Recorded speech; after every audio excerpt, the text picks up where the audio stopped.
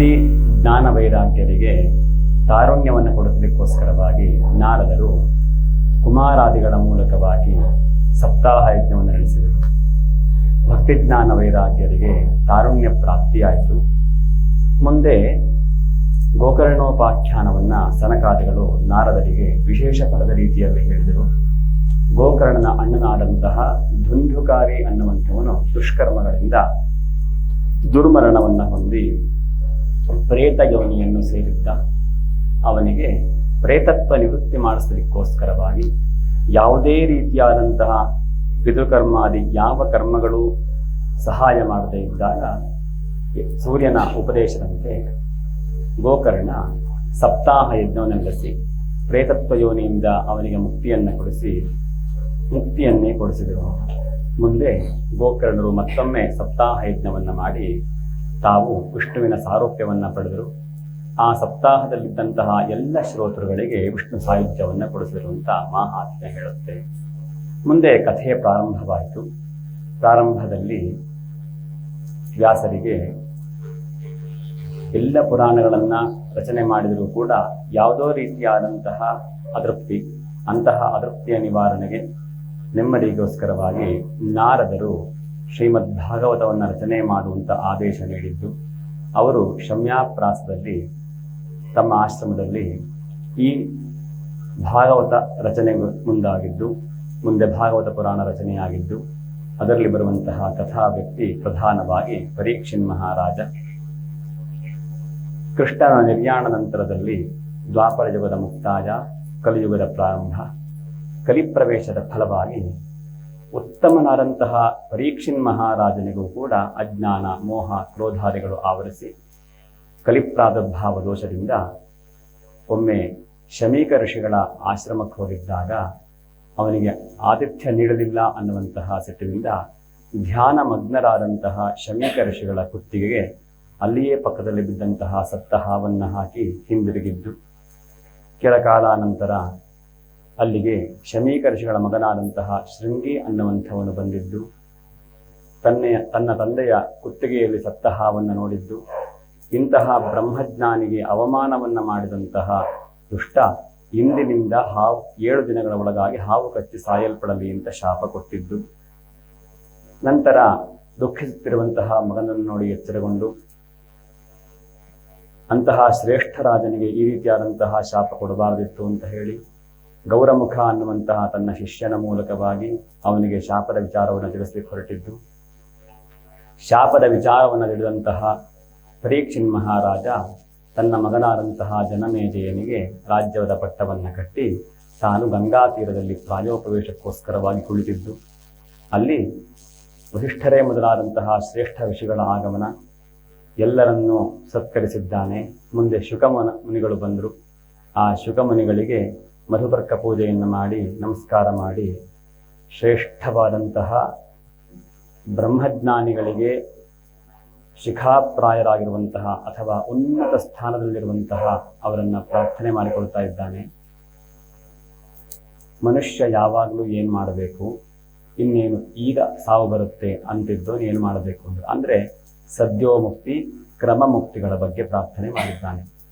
ಆ ಮುಕ್ತಿಯ ವಿಚಾರ ಬಂದಾಗ ಸೃಷ್ಟಿಯ ಪ್ರಾರಂಭದಿಂದ ಹಿಡಿದು ಶುಕಮುನಿಗಳು ಕಥೆಯನ್ನು ಶುರು ಮಾಡಿದ್ದಾರೆ.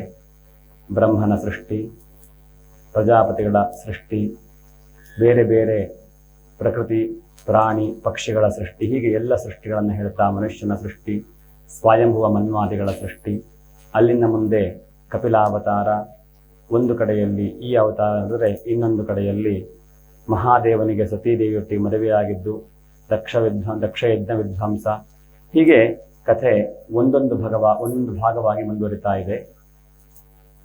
ಧ್ರುವ ಮಹಾರಾಜನು ನಕ್ಷತ್ರನಾಗಿದ್ದು, ಮುಂದೆ ಭರತ ಚಕ್ರವರ್ತಿಯ ಕಥೆ, ಮಧ್ಯೆ ಪೃಥು ಮಹಾರಾಜನ ಕಥೆ, ಋಷಭಾವತಾರದ ಕಥೆ, ಜಡ ಭರತನ ಕಥೆ, ರಘುಗಣನಿಗೆ ತತ್ವೋಪದೇಶವನ್ನ ಮಾಡಿದ್ದು, ಮುಂದೆ ಅಜಾಮಿಳನ ಕಥೆ, ಹಾಗೆ ಭುವನಕೋಶ, ಜಗತ್ತಿನ ವರ್ಣನೆ, ಪಾತಾಲಾದಿ ಲೋಕಗಳ ವರ್ಣನೆ, ಆಮೇಲೆ ಅಜಾಮಿಳನ ಕಥೆಯ ನಂತರದಲ್ಲಿ ಬರುವಂತಹದ್ದು ಬೇರೆ ಬೇರೆ ತತ್ವಗಳ ವರ್ಣನೆ, ಆಮೇಲೆ ವರಾಹಾವತಾರ, ಮತ್ಸ್ಯಾವತಾರ, ಕೂರ್ಮಾವತಾರ, ನರಸಿಂಹಾವತಾರ, ಮೋಹಿನಿ ಅವತಾರ, ಧನ್ವಂತರಿ ಅವತಾರಗಳ ಕಥೆ, ವಾಮನಾವತಾರದ ಕಥೆ, ನರಸಿಂಹಾವತಾರದ ಕಥೆ, ವೃತ್ರಾಸುರನ ಕಥೆ, ಗಜೇಂದ್ರ ಮೋಕ್ಷದ ಕಥೆ, ಹೀಗೆ 5-6-8 ಸ್ಕಂದಗಳು ಮುಗಿಸಿ 9ನೆಯ ಸ್ಕಂದದಲ್ಲಿ ಬೇರೆ ಬೇರೆ ರಾಜವಂಶರುಗಳ ಕಥೆ, ಸುಕನ್ಯೆಯ ಕಥೆ, ಪರಶುರಾಮ ಜಮದಗ್ನಿಗಳ ಕಥೆ, ರಾಮಾವತಾರದ ಕಥೆ, ಕೃಷ್ಣಾವತಾರದ ಕಥೆ. ಕೃಷ್ಣಾವತಾರದ ಕಥೆಯ ನಂತರದಲ್ಲಿ ಕೃಷ್ಣನ ಬಾಲ್ಯ ಲೀಲೆಗಳು, ರಾಸಕ್ರೀಡೆ, ಮುಂದೆ ಕಂಸನ ವಧೆ, ಆಮೇಲೆ ರುಕ್ಮಿಣಿ ಕಲ್ಯಾಣ, ಇನ್ನೂ ಮುಂದುವರೆದು ಕೃಷ್ಣನ ಸಂತತಿಯ ವರ್ಣನೆ, ನಾರದರು ಕೃಷ್ಣನ ದಿನಚರಿಯನ್ನು ನೋಡಿದ್ದು, ಕೃಷ್ಣನ ದಿನಚರಿ, ಮುಂದೆ ಶಾಲ್ವ ಪೌಂಡ್ರಕಾದಿಗಳ ಸಂಹಾರ, ಶಿಶುಪಾಲ ದಂತವಕ್ತ್ರರ ಸಂಹಾರ, ಆಮೇಲೆ ವಸುದೇವನ ಯಜ್ಞ ಮಹೋತ್ಸವ, ಅಲ್ಲಿ ಋಷಿಗಳ ಆಗಮನ, ಋಷಿಗಳಲ್ಲಿ ವಸುದೇವನ ಪ್ರಶ್ನೆ, ಬ್ರಹ್ಮಜ್ಞಾನದ ಸಲುವಾಗಿ ಋಷಿಗಳು ಮನೆಯಲ್ಲಿರುವಂತಹ ಕೃಷ್ಣ ಪರಬ್ರಹ್ಮನನ್ನ ಅವನನ್ನೇ ಕೇಳಿದ್ರೆ ಎಲ್ಲ ಉತ್ತರ ಸಿಕ್ತಿತ್ತಲ್ಲ ಅಂತ ಹೇಳಿದ್ದು, ಮುಂದೆ ವಸುದೇವ ಕೃಷ್ಣ ಪರಮಾತ್ಮನನ್ನ ಕೇಳಿದ್ದು, ಬ್ರಹ್ಮತತ್ವದ ವಿಷಯಕವಾಗಿ ಕೃಷ್ಣ ತಂದೆಗೆ ಉಪದೇಶ ಮಾಡಿದ್ದು, ದೇವಕಿಯ ಮೃತರಾದಂತಹ 6 ಮಕ್ಕಳನ್ನ ಹಿಂದಿರುಗಿಸಿದ್ದು, ಹೀಗೆ ಕಥೆಗಳೆಲ್ಲ ಮುಂದುವರೆದು ಯದುವಂಶದ ನಾಶಕ್ಕೆ ಯದುಕುಲದ ಸಾಂಬಾದಿಗಳೇ ತಪ್ಪನ್ನ ಮಾಡಿ ಯದುಕುಲವನ್ನು ನಾಶ ಮಾಡುವಂತಹ ಮುಸಲ ಒನಕೆಯು ಹುಟ್ಲಿ ಅಂತ ಶಾಪವನ್ನು ಸ್ವೀಕರಿಸಿದ್ದು, ಅಲ್ಲಿನಿಂದ ಯದುವಂಶದವರಲ್ಲಿ ಎಲ್ಲ ಅಪಶಕನಗಳು ಪ್ರಾರಂಭವಾಗಿದ್ದು, ಮುಂದೆ ಶ್ರೀಕೃಷ್ಣ ಪರಮಾತ್ಮ ತಾನು ಪರಂಧಾಮಕ್ಕೆ ಹೊರಡಬೇಕು ಅಂತ ತೀರ್ಮಾನ ಮಾಡಿದ್ದು, ಅದೇ ಸಂದರ್ಭದಲ್ಲಿ ಉದ್ಧವನೊಟ್ಟಿಗೆ ಮಾತುಕತೆ, ಇದರಲ್ಲಿ ಇನ್ನು ಮುಂದುವರೆದ ಕಥೆ. ನಿನ್ನೆ ಶ್ರೀ ಹಂಸಾಖ್ಯಾನ ಪರ್ಯಂತಂ ಅನ್ನುವವರೆಗೆ ಕಥೆಯನ್ನು ಹೇಳಿದ್ವಿ. ಹಾಗೆ ಇವತ್ತು ಅಲ್ಲಿಂದ ಕಥೆಯನ್ನು ಮುಂದುವರಿಸೋಣ. ಹಂಸ ರೂಪದಲ್ಲಿ ಸನಕಾದಿಗಳಿಗೆ ಭಗವಂತ ಬಂದು ಬ್ರಹ್ಮಜ್ಞಾನೋಪದೇಶವನ್ನು ಮಾಡ್ದ ಅಂತ ಕಥೆ ಮುಂದುವರಿಸುತ್ತೆ.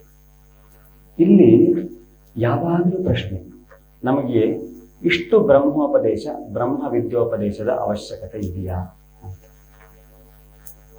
ಹೌದು, ಅವಶ್ಯಕತೆ ಇಲ್ಲ ಅಂತ ನನಗೆ ಗೊತ್ತಾಯ್ತು ಅಂತ ನಾವು ಅಂದ್ಕೊಳ್ಳೋದು ಒಂದು ರೀತಿಯಲ್ಲಿ ಸರಿಯೇ. ಆದರೆ ಮನೆಯಲ್ಲಿ ಯಾವುದೋ ಒಂದು ಅಡಿಗೆ ಪದಾರ್ಥವನ್ನ 1 ಸರಿ ಮಾಡ್ಲಿಕ್ಕೆ ಕಲಿತೆ, 2 ಸರಿ ಮಾಡ್ಲಿಕ್ಕೆ ಕಲಿತೆ, 3ನೇ ಸರಿ 4ನೇ ಸರಿ ಆಯ್ತು, 5ನೇ ಸರಿ ಮಾಡ್ಕೊಂಡು ಹೋಗ್ತಾ ಇದ್ರೆ ಅದು ಕೆಲಸ ನಡೀತಾ ಇರುತ್ತೆ.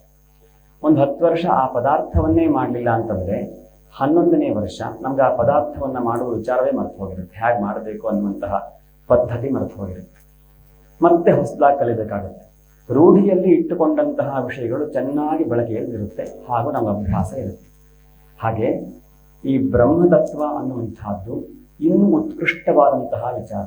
ಯಾವಾಗಲೂ ರೂಢಿಯಲ್ಲಿ ಅದನ್ನೇ ಚಿಂತನೆಯಾಗಿಟ್ಟುಕೊಂಡು ಜೀವನದ ಅನುಷ್ಠಾನ ಅಭ್ಯಾಸಗಳನ್ನೆಲ್ಲ ಅದಕ್ಕೆ ಪೂರಕವಾಗಿಟ್ಟುಕೊಂಡಾಗ ಮಾತ್ರ ನಮಗದು ತಲೆಯಲ್ಲಿ ಯಾವಾಗಲೂ ನೆನಪಿರುತ್ತೆ. ಇಲ್ಲ ಅಂದರೆ ನೆನಪಿರುವ ಸಾಧ್ಯತೆಗಳು ತುಂಬ ಕಡಿಮೆ. ಹಾಗಾಗಿ ಆಗಾಗ ಅದನ್ನು ನೆನಪಿಸಿಕೊಳ್ತಾನೆ ಇರಬೇಕು. ಸಾಧಾರಣರಿಗೆ ಅನುಮಾನಗಳು ಬಂದರೂ ಕೂಡ ಅಲ್ಲಲ್ಲೇ ಮುಚ್ಚಿ ಹೋಗ್ಬೋದು. ಆದರೆ ಆ ಸನಕಾದಿಗಳಂಥವರು ಅನುಮಾನ ಬರೆಸ್ಕೊಳ್ಳೋದು ಯಾಕೆ ಅಂತಂದರೆ ಲೋಕಕ್ಕೆ ಕಲ್ಯಾಣವಾಗುವಂತಹ ಉತ್ತರವನ್ನು ಜಗತ್ತಿಗೆ ಬಿಟ್ಟುಕೊಡ್ಲಿಕ್ಕೋಸ್ಕರವಾಗಿ. ಹಾಗಾಗಿ ಅವರು ಯಾರನ್ನು ಕೇಳ್ತಾರೆ ಅಂತ ಕೇಳಿದ್ರೆ ನೇರವಾಗಿ ಬ್ರಹ್ಮಜ್ಞಾನಕ್ಕೆ ಮೂಲ ಪುರುಷನಾದಂತಹ ಮಹಾವಿಷ್ಣುವನ್ನೇ ಕೇಳಿಬಿಡ್ತಾರೆ. ಅವನಿಂದ ಇನ್ನೂ ಉತ್ತಮವಾದಂತಹ ಮಾಹಿತಿ ಸಿಗ್ತಾ ಹೋಗುತ್ತೆ. ಅಂತಹ ಮಾಹಿತಿಯನ್ನ ವೇದ ಪುರಾಣ ಇತಿಹಾಸಗಳ ಮೂಲಕವಾಗಿ ಋಷಿಗಳು ನಮಗೆ ತಲುಪಿಸ್ತಾರೆ. ಇದು ನಮಗಿರುವಂತಹ ತುಂಬ ಲಾಭ. ಹಾಗೆ ಈ ಹಂಸಾಖ್ಯಾನವಾದ ನಂತರದಲ್ಲಿ ಮುಂದೆ ಕೃಷ್ಣ ಉದ್ಧವನಿಗೆ ಬೇರೆ ಬೇರೆ ಕಥೆಯನ್ನು ಹೇಳ್ತಾ ಇದ್ದಾನೆ. ಕಥೆ ಅಂದರೆ ಭಕ್ತಿಯೋಗ, ಕರ್ಮಯೋಗ ಇತ್ಯಾದಿಗಳನ್ನು ಹೇಳಿದವನು ಒಬ್ಬ ತಿತಿಕ್ಷು ಬ್ರಾಹ್ಮಣನ ಇತಿಹಾಸ ಅಂತ ಒಂದು ಸುಂದರವಾಗಿ ಹೇಳ್ತಾನೆ. ಇಷ್ಟು ಮಧ್ಯೆ ನಿನ್ನೆ ಮಾತಾಡುವಾಗ ಸಿದ್ಧಿಗಳ ವಿಚಾರಗಳನ್ನು ಮಾತಾಡಿದ್ವಿ. ಅಣಿಮ, ಲಘಿಮ, ಮಹಿಮ, ಗರಿಮ ಇತ್ಯಾದಿ ಸಿದ್ಧಿಗಳೆಲ್ಲ ಇದ್ದಾವೆ ಅಂತ ಮಾತಾಡಿದ್ವಿ. ಆ ಸಿದ್ಧಿಗಳ ವಿಚಾರವನ್ನು ಹೇಳಿ ವಾನಪ್ರಸ್ಥ ಧರ್ಮ, ಸನ್ಯಾಸಿಯ ಧರ್ಮ, ಇವುಗಳನ್ನೆಲ್ಲ ಹೇಳ್ತಾರೆ.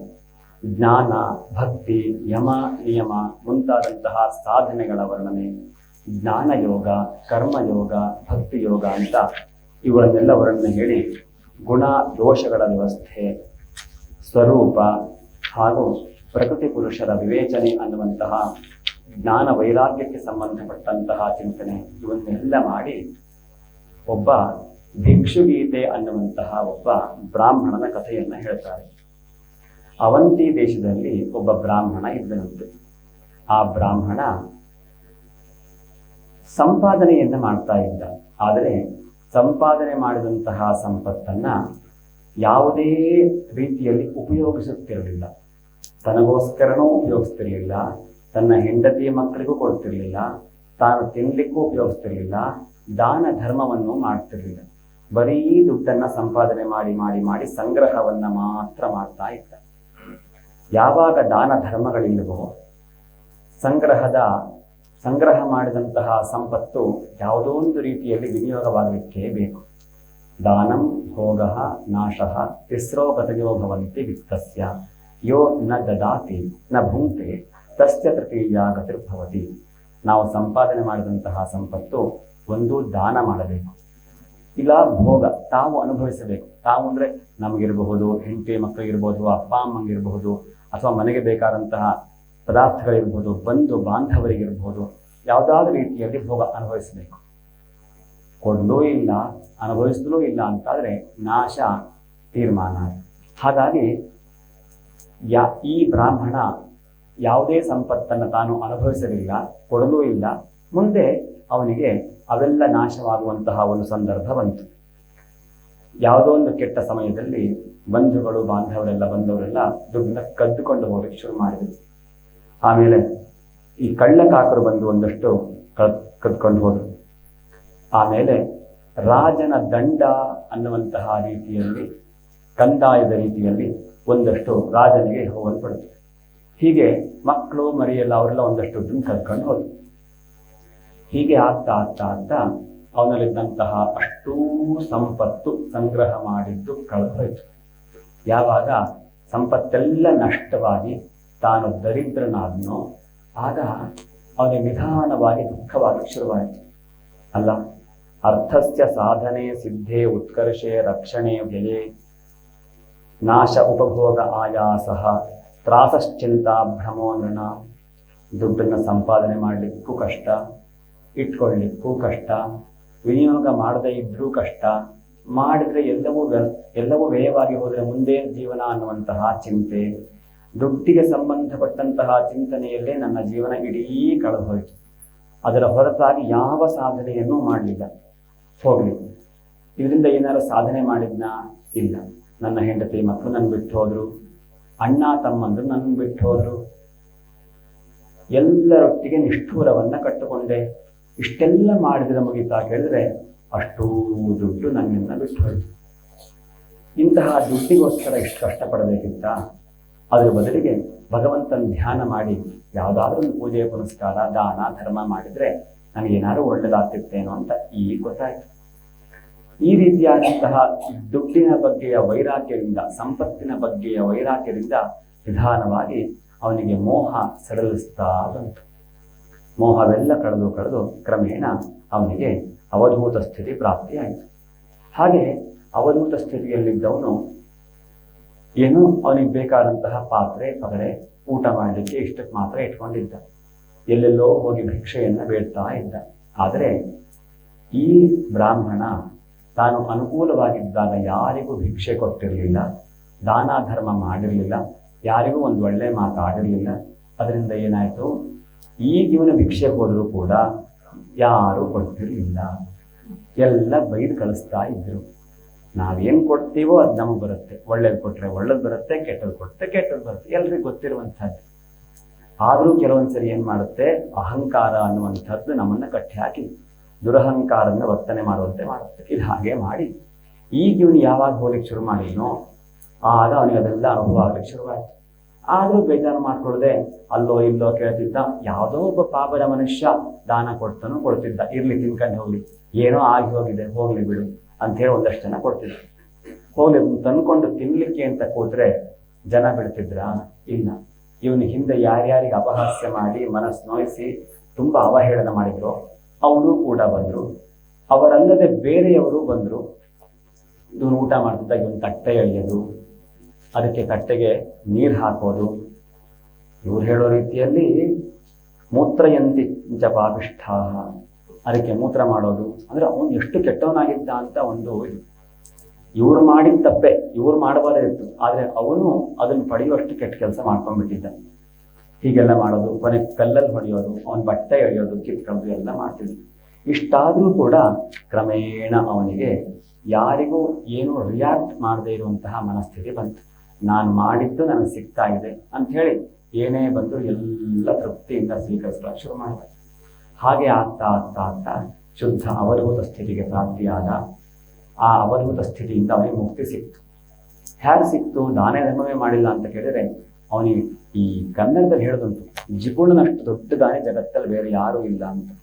ಯಾಕಂದ್ರೆ ಅವನು ಕೈ ಎತ್ತಿ ಕೊಡದೆ ಎಲ್ಲವನ್ನು ಯಾರಿಗಾದ್ರೂ ಕೊಟ್ಟಿರ್ತಾನೆ. ಅವನು ಕೈ ಎತ್ತಿ ಕೊಟ್ಟಿಲ್ಲ, ಅವನ್ನೆಲ್ಲ ಬೇರೆ ಹೋಗಿ ಸಿಕ್ತು. ಆ ದಾನ ಮಾಡಿದ ಫಲ ಅವನಿಗೆ ಸಿಕ್ತು, ಅವಧೂತ ಸ್ಥಿತಿ ಬಂತು.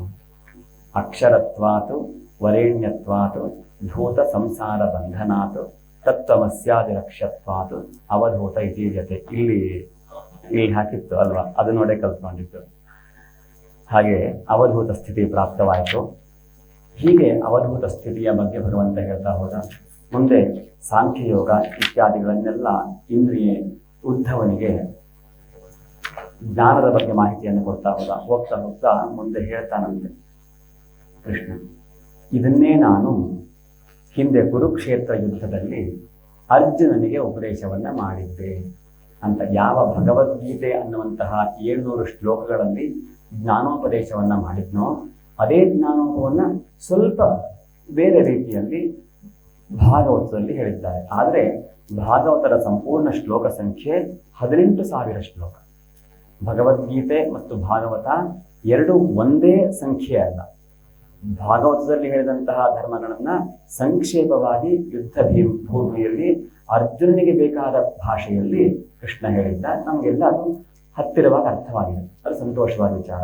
ಭಾಗವತವೂ ಕೂಡ ಅಷ್ಟೇ ಸುಂದರವಾದ ಈ ಬ್ರಹ್ಮ ತತ್ವವನ್ನು ಹೇಳುವಂತಹ ಒಂದು ಉಪನಿಷತ್ತು, ವೇದಕ್ಕೆ ಸಮಾನವಾದಂತಹ ಗ್ರಂಥ. ಇದನ್ನೆಲ್ಲ ಕೇಳ್ತಾ ಇದ್ದಾಗ ಉದ್ಧವ ಹೇಳ್ತಾನಂತೆ, ತ್ವಯೋಪಭುಕ್ತ ಸ್ರಗಂಧವಾಸೋಲಂಕಾರ ಚರ್ಚಿತಾ ಉಚ್ಛಿಷ್ಟ ಭೋಜಿನೋ ದಾಸಾಸ್ತವ ಮಾಯಾಂಜಯೇ ಮಹಿ. ಕೃಷ್ಣ, ನೀನು ನಮ್ಮನ್ನೆಲ್ಲ ಬಿಟ್ಟು ಹೋಗ್ತೀನಿ ಅಂತಿದ್ದೆಲ್ಲ. ತ್ವಯಾ ಉಪಭುಕ್ತ, ನಿನ್ನಿಂದ ಸೇವಿಸಲ್ಪಟ್ಟಂತಹ ಸರಕು, ನೀನು ಅಲಂಕಾರ ಮಾಡಲಿಕ್ಕೆ ಅಂತ ಹೂವಿನ ಹಾರ ಎಲ್ಲ ಹಾಕೊಳ್ತಿದ್ದೆಲ್ಲ, ಕೃಷ್ಣ ಹಾಕಿ ಬಿಟ್ಟಿದ್ದು ಪ್ರಸಾದ ಅಂತ ಸ್ವೀಕರಿಸ್ತಿದ್ವಿ. ಸರಕು ಗಂಧ, ನೀನು ಅಲಂಕಾರ ಮಾಡುವಾಗ ನಿನ್ನ ಕೈ ಸ್ಪರ್ಶವಾದಂತಹ ಗಂಧವನ್ನ ಕೃಷ್ಣ ಮುಟ್ಟಿದ್ದು ಅಂತ ನಾವಿಟ್ಕೊಳ್ತಾ ಇದ್ವಿ ಪ್ರಸಾದ. ತ್ರಯೋಭುಕ್ತಸ್ತ್ರ ಗಂಧವಾಸ, ಬಟ್ಟೆಗಳು, ಅಲಂಕಾರ, ನಿನ್ನ ಅಲಂಕಾರಗಳನ್ನೆಲ್ಲ ನೀನು ಅಲಂಕಾರ ಮಾಡಿ ಬಿಟ್ಟ ಮೇಲೆ, ಬೇಡ ಅಂತ ಬದಿಗಿಟ್ಟ ಮೇಲೆ ಕೃಷ್ಣನ ಪ್ರಸಾದ ಅಂತ ನಾವು ಹಾಕೊಳ್ತಾ ಇದ್ವಿಗಳು. ಉಚ್ಛಿಷ್ಟ ಭೋಜಿನ, ನೀನು ಊಟ ಮಾಡಿ ಬಿಟ್ಟಂತಹ ಪ್ರಸಾದವನ್ನ, ಉಚ್ಛಿಷ್ಟ ಎಂಜಲನ್ನ ಪ್ರಸಾದ ಅಂತ ಸ್ವೀಕರಿಸ್ತಾ ಇದ್ವಿ. ನೀನು ಬಿಟ್ಟು ಹೊರಟ್ರೆ ಇನ್ನೇನೋ ಗತಿ ನಮಗೆ ಅಂತ ಕೇಳ್ತಾನಂತೆ ಉದ್ಧವ. ಅತ್ಯಂತ ಸುಂದರವಾದ ಶ್ಲೋಕ ಇದು. ಉಚ್ಛಿಷ್ಟ ಪ್ರಸಾದ ಅಂತ ಹೇಳುವಾಗ ನಮ್ಗಿದೇ ನೆನಪಾಗುತ್ತೆ. ಇದು ಹೇಳೋದೇ ಬೇಡ. ಎಷ್ಟೋ ಜನರಿಗೆ ಆ ಉಚ್ಛಿಷ್ಟ ಪ್ರಸಾದವನ್ನು ಸ್ವೀಕರಿಸಿ ಆ ಕ್ಷಣಕ್ಕೂ ನೆನಪಿರುವಂತಹ ಅನುಗ್ರಹ ಮಾಡಿದ್ದಾರೆ. ಹಾಗೆ ಉದ್ಧವ ಹೇಳಿದಂತೆ. ಆಗ ಅದಕ್ಕೆ ಸರಿಯಾಗಿ ಕೃಷ್ಣ ಇಷ್ಟೆಲ್ಲ ಉಪದೇಶ ಮಾಡಿದ್ದು.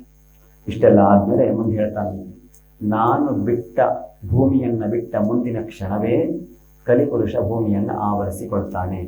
ನೀನು ಇಲ್ಲಿ ಇರಬೇಡ ಉದ್ಧವನಿಗೆ ಹೇಳ್ತಾ ಇದ್ದಾನೆ. ಇಲ್ಲಿದ್ದು ಬಿಟ್ರೆ ಕಲಿಪ್ರವೇಶ ನಿನಗೂ ಆದೀತು, ನಿನ್ನ ಭಾಗವತ ಧರ್ಮ ತಪ್ಪಿ ಹೋದೀತು. ಹಾಗಾಗಿ ಇಲ್ಲಿಂದ ಬದರಿಕಾಶ್ರಮಕ್ಕೆ ಹೋಗು. ಬದರಿಯಲ್ಲಿ ನರನಾರಾಯಣರ ಆಶ್ರಮ ಇದೆ, ಅಲ್ಲಿ ತಪಸ್ಸನ್ನ ಮಾಡಿಕೊಂಡು ನಿನ್ನ ಜೀವನವನ್ನ ಮುಂದುವರೆಸುವಂತ ಅನುಗ್ರಹ ಮಾಡದ. ಒಲ್ಲದ ದುಃಖದಿಂದ ಉದ್ಧವ ಬದರಿಕಾಶ್ರಮಕ್ಕೆ ಹೊರಟ. ಮುಂದೆ ಮಹೋತ್ಪಾತಗಳೆಲ್ಲ ಕಾಣಲಿಕ್ಕೆ ಶುರುವಾಯಿತು. ಅಷ್ಟೊತ್ತಿಗೆ ಬ್ರಹ್ಮಾದಿ ದೇವತೆಗಳೆಲ್ಲ ಕೃಷ್ಣನ ಬಳಿಗೆ ಬಂದು, ಕೃಷ್ಣ, ನಿನ್ನನ್ನು ಬಿಟ್ಟು ನಮ್ಗೆ ಇರ್ಲಿಕ್ಕೆ ಆಗ್ತಾ ಇಲ್ಲ. ಪೂರ್ಣ ಬ್ರಹ್ಮ ಸ್ವರೂಪನಾದಂತಹ ನೀನು ವೈಕುಂಠವನ್ನ ಬಿಟ್ಟು ಇಲ್ಲಿಗೆ ಬಂದು 125 ವರ್ಷ ಆಗಿದೆ. ದಯವಿಟ್ಟು ಹಿಂದಿರುಗು ಅಂತ ಪ್ರಾರ್ಥನೆ ಮಾಡಿದರು. ಶ್ರೀರಾಮ 13,000 ವರ್ಷ ರಾಜ್ಯಭಾರವನ್ನ ಮಾಡಿದ ಮೇಲೆ ಕಲಿಪುರುಷ ಯಾರೋ ಬಂದು ಮಾತಾಡಿತು ಅಂತ ಕಥೆ ಹೇಳುತ್ತೆ. ಅಲ್ಲಿ 13 ವರ್ಷ ಎಲ್ಲ ತಡ್ಕೊಂಡಿದ್ರು. ಈ ಕೃಷ್ಣ ಸಂಪೂರ್ಣ ಬ್ರಹ್ಮನೇ, ಪೂರ್ಣಂ ಬ್ರಹ್ಮ ಸನಾತನಂ ಬಂದಿದ್ದಾಗಿದ್ದರಿಂದ ಬ್ರಹ್ಮಾದಿಗಳಿಗೆ ಅವನು ಬಿಟ್ಟು 125 ವರ್ಷ ಕೂಡ ಇರಲಿಕ್ಕಾಗಲಿಲ್ಲ. 1,000 ವರ್ಷವೂ ಇಲ್ಲ. ಅಷ್ಟರೊಳಗೆ ಬಂದು ನೀನು ಹಿಂದಿರುಗಬೇಕು ಅಂತ ಪ್ರಾರ್ಥನೆ ಮಾಡಿದ್ರು. ಅದಕ್ಕೆ ಕೃಷ್ಣ ಹೇಳ್ತಾನಂತೆ, ನನಗೂ ನೆನಪಿದೆ ಬರಬೇಕು ಅಂತ, ಆದರೆ ನನ್ನ ಕುಲದವರೇ ತುಂಬ ದುಷ್ಟರಾಗ್ತಾ ಇದ್ದಾರೆ. ಅವರನ್ನೇನಾದರೂ ಬಿಟ್ಟು ನಾನು ಒಬ್ಬನೇ ಬಂದೆ ಅಂತಂದ್ರೆ ಅವರು ಇಡೀ ಭೂಮಿಯನ್ನೇ ಹಾಳು ಮಾಡಿ ಬಿಡ್ತಾರೆ. ನನ್ನ ಕುಲದವರಿಗೆ ಒಂದು ವ್ಯವಸ್ಥೆ ಮಾಡಿ ನಾನು ಬರ್ತೇನೆ ಅಂತ ಆಶ್ವಾಸನೆ ಕೊಟ್ಟೆ. ತುಂಬ ಚೆನ್ನಾಗಿದೆ. ಮುಂದೆ ಇನ್ನೇನು ಕೃಷ್ಣಾಸ್ತ ಮಾಡದಂತಹ ಸಂದರ್ಭ, ಅಪಶಕುನಗಳು, ಉತ್ಪಾತಗಳೆಲ್ಲ ಕಾಣ್ತಾ ಇದೆ.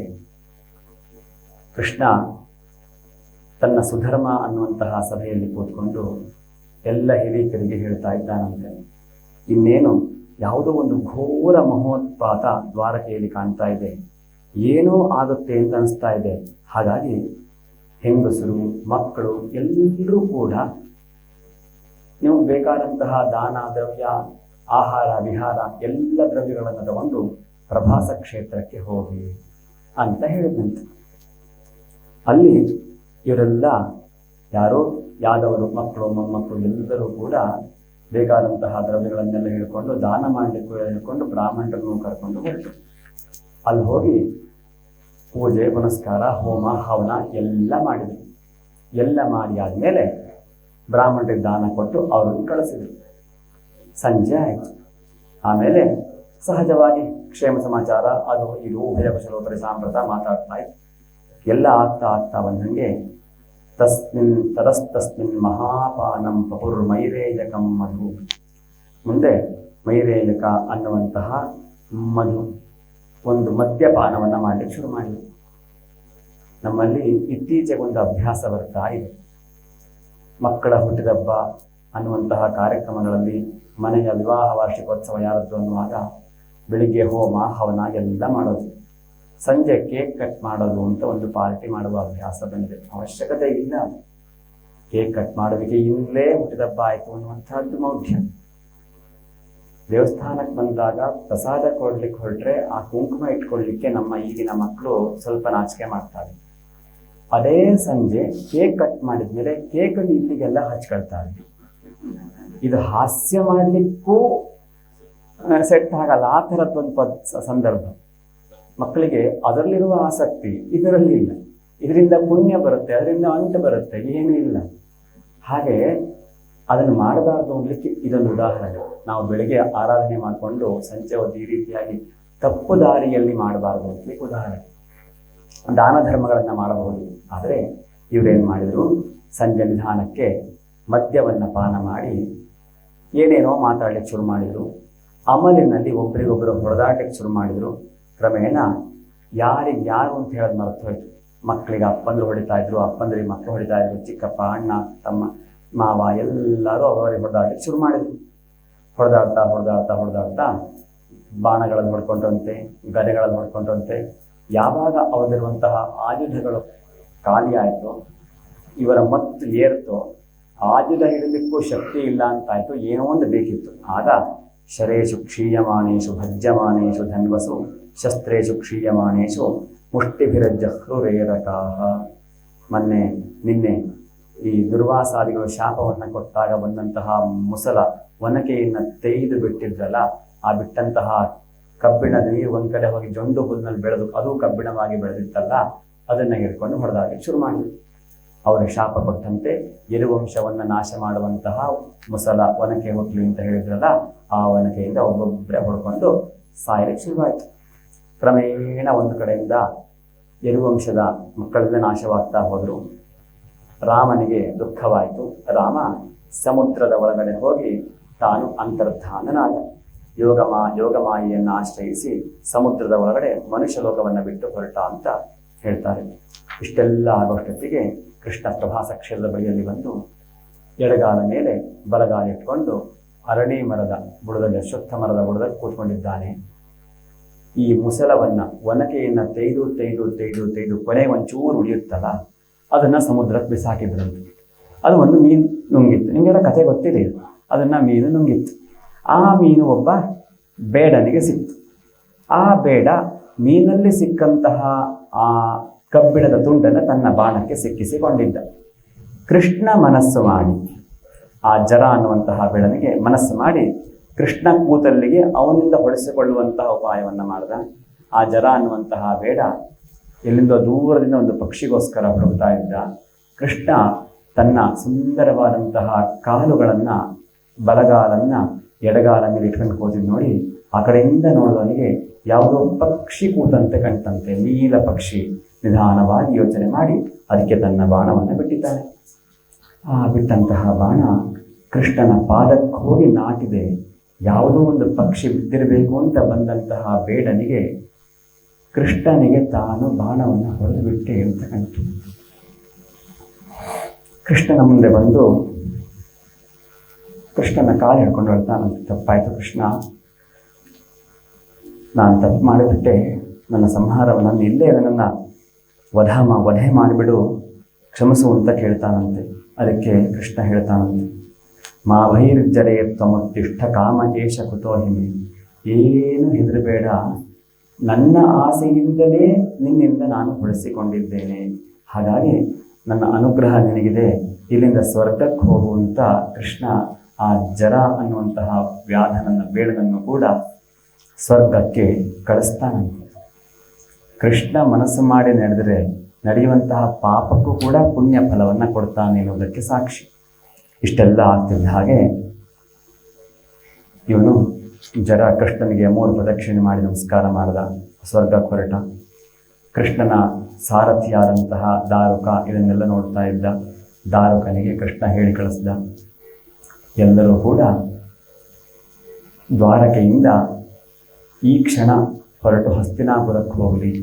ಯಾವಾಗ ನಾನು ಭೂಮಿಯನ್ನು ಬಿಟ್ಟು ಹೊರಡ್ತೇನೋ ಆಗ ಸಮುದ್ರ ಈ ಭೂಮಿಯನ್ನು ಆಕ್ರಮಿಸಿಕೊಂಡು ಬಿಡುತ್ತೆ, ಯಾರೂ ಬದುಕಲಿಕ್ಕೆ ಸಾಧ್ಯವಾಗೋದಿಲ್ಲ. ಹಾಗಾಗಿ ಎಲ್ಲರೂ ಅವರವರ ಕ್ಷೇಮಕ್ಕೋಸ್ಕರವಾಗಿ ಅರ್ಜುನನೊಟ್ಟಿಗೆ ಇಂದ್ರಪ್ರಸ್ಥಕ್ಕೆ ಹೋಗಲಿ ಅಂತ ಹೇಳ್ತಾನೆ. ಮುಂದೆ ಕೃಷ್ಣ ಲೋಕಾಭಿರಾಮಾಂ ಸ್ವತನು ಧಾರಣಾ ಧ್ಯಾನ ಮಂಗಲಂ ಯೋಗಧಾರಣಯ ಆಗ್ನೇಯ ಅದಗ್ಧ್ವಾ ಧಾಮ ವಿಷತ್ಸ್ವಕಂ ಅಂತ. ಕೃಷ್ಣನಿಗೆ ಕಾಲಿಗೆ ಬಾಣ ಬಿದ್ದಿದೆ, ಪೆಟ್ಟಾಗಿದೆ, ಶರೀರವನ್ನು ಬಿಟ್ಟು ಹೋಗಬಹುದಿತ್ತು. ಆದರೆ ಅವನಿಗೆ ತನ್ನ ಶರೀರದ ಮೇಲೆ ತುಂಬ ಪ್ರೀತಿ ಉಂಟಂತೆ. ಹಾಗಾಗಿ ಆ ಶರೀರವನ್ನು ಬಿಟ್ಟು ಹೋಗಿ ಕೃಷ್ಣ ಕೇಳಿಲ್ಲಂತೆ. ಶರೀರ ಸಮೇತನಾಗಿ ಹೊರಡುವಂತೆ ಕೃಷ್ಣ ಸ್ವಧಾಮಕ್ಕೆ ಹೋಗ್ತಾ ಇದ್ದಾನೆ. ದೇವದುಂದುಭಿಗಳು ಮುಳುಗ್ತಾ ಇದ್ದಾವೆ. ಕೃಷ್ಣನ ಮೇಲೆ ಪುಷ್ಪವೃಷ್ಟಿ ಆಗ್ತಾ ಇದೆ. ಬ್ರಹ್ಮಾದಿಗಳೆಲ್ಲ ನಿಂತ್ಕೊಂಡು ಕೈ ಮುಕ್ಕೊಂಡು ಸ್ವಾಗತಿಸ್ತಾ ಇದ್ದಾರೆ. ಒಂದು ಬದಿಯಲ್ಲಿ ಹೀಗಾದರೆ ಇನ್ನೊಂದು ಬದಿಯಲ್ಲಿ ಯಾವಾಗ ದಾರುಕ ಹೋಗಿ ದ್ವಾರವತಿಯಲ್ಲಿ ಹೇಳಿದರು, ಆಗ ದುಃಖಿತರಾಗಿ ಬಂದರು. ಎಷ್ಟೋ ಜನ ಅಲ್ಲಿದ್ದಂತಹ ಪತಿಗಳೊಟ್ಟಿಗೆ ಅವರು ಸ್ವದೇಹ ತ್ಯಾಗವನ್ನು ಮಾಡಿದರು.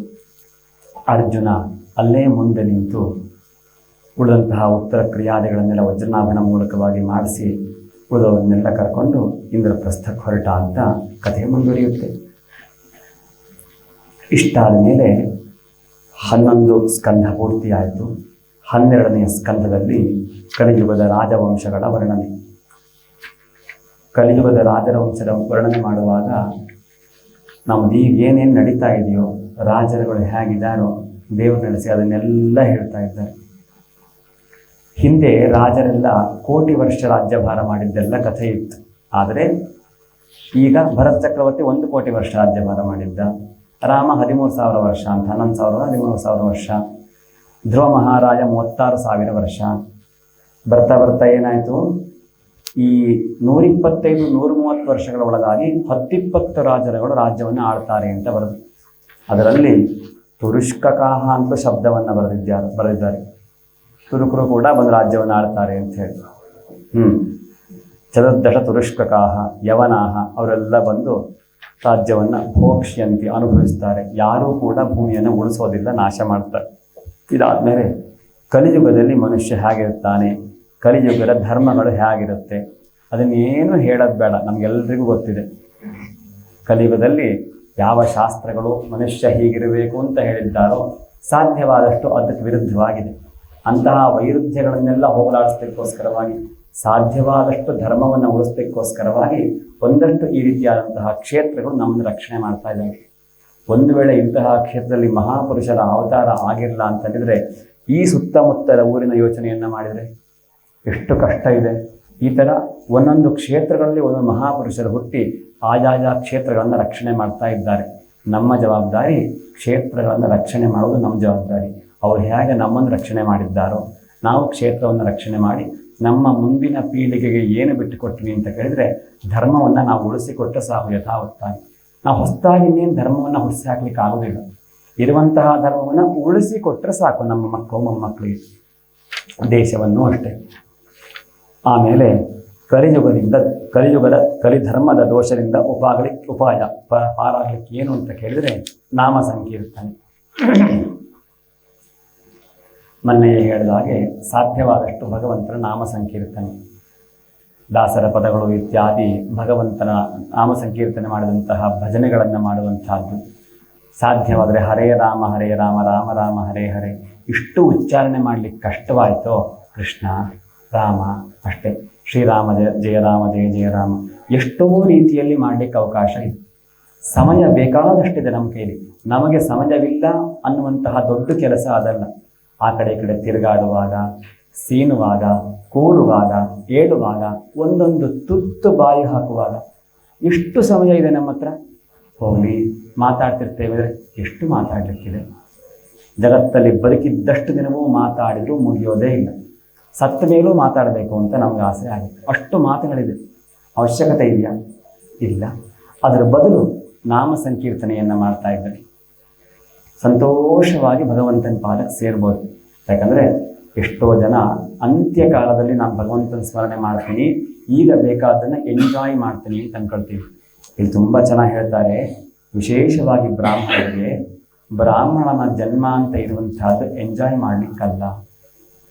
ನಾವು ಎಲ್ಲವನ್ನು ಮುಗಿಸಿ ಪಾಪ ಪುಣ್ಯ ಎಂಜಾಯ್ ಎಲ್ಲ ಮಾಡ್ಕೊಂಡು ಇದಕ್ಕೆ ಬಂದಿದ್ದೀವಿ. ನಮ್ಮ ಈ ಕರ್ತವ್ಯ ಏನು ಅಂತ ಕೇಳಿದರೆ ಧರ್ಮಕ್ಕೋಸ್ಕರ ಬದುಕಬೇಕಾಗಿತ್ತು, ಧರ್ಮವನ್ನು ಉಳಿಸಬೇಕಾಗಿದ್ದು ನಮ್ಮ ಧರ್ಮ. ಬ್ರಾಹ್ಮಣನನ್ನು ಮೇಲ್ವರ್ಗದಲ್ಲಿ ಯಾಕಿಟ್ಟಿದ್ದಾರೆ ಅಂತ ಕೇಳಿದರೆ ಧರ್ಮವನ್ನು ಉಳಿಸಿ ಜಗತ್ತನ್ನು ಉಳಿಸಿಕೊಡಿ ಅಂತ. ಇದು ಯಾವುದೇ ರೀತಿಯಾದಂತಹ ಮೇಲ್ವರ್ಗ ಕೆಳವರ್ಗ ಅಂತ ಮಾಡಲೇ ಇಲ್ಲ, ಜವಾಬ್ದಾರಿ ಕೊಟ್ಟಿಟ್ಟಿದ್ದಾರೆ. ನಾವು ಉಳಿಸ್ಬೇಕಾಗಿದ್ದು ನಮ್ಮ ಧರ್ಮ. ಒಂದು ಊರಲ್ಲಿ ಒಬ್ಬ ರಾಜ ಇದ್ದಂಥ ಒಂದು ರಾಜ್ಯದಲ್ಲಿ. ಅವನು ಬಹಳ ಬುದ್ಧಿವಂತ.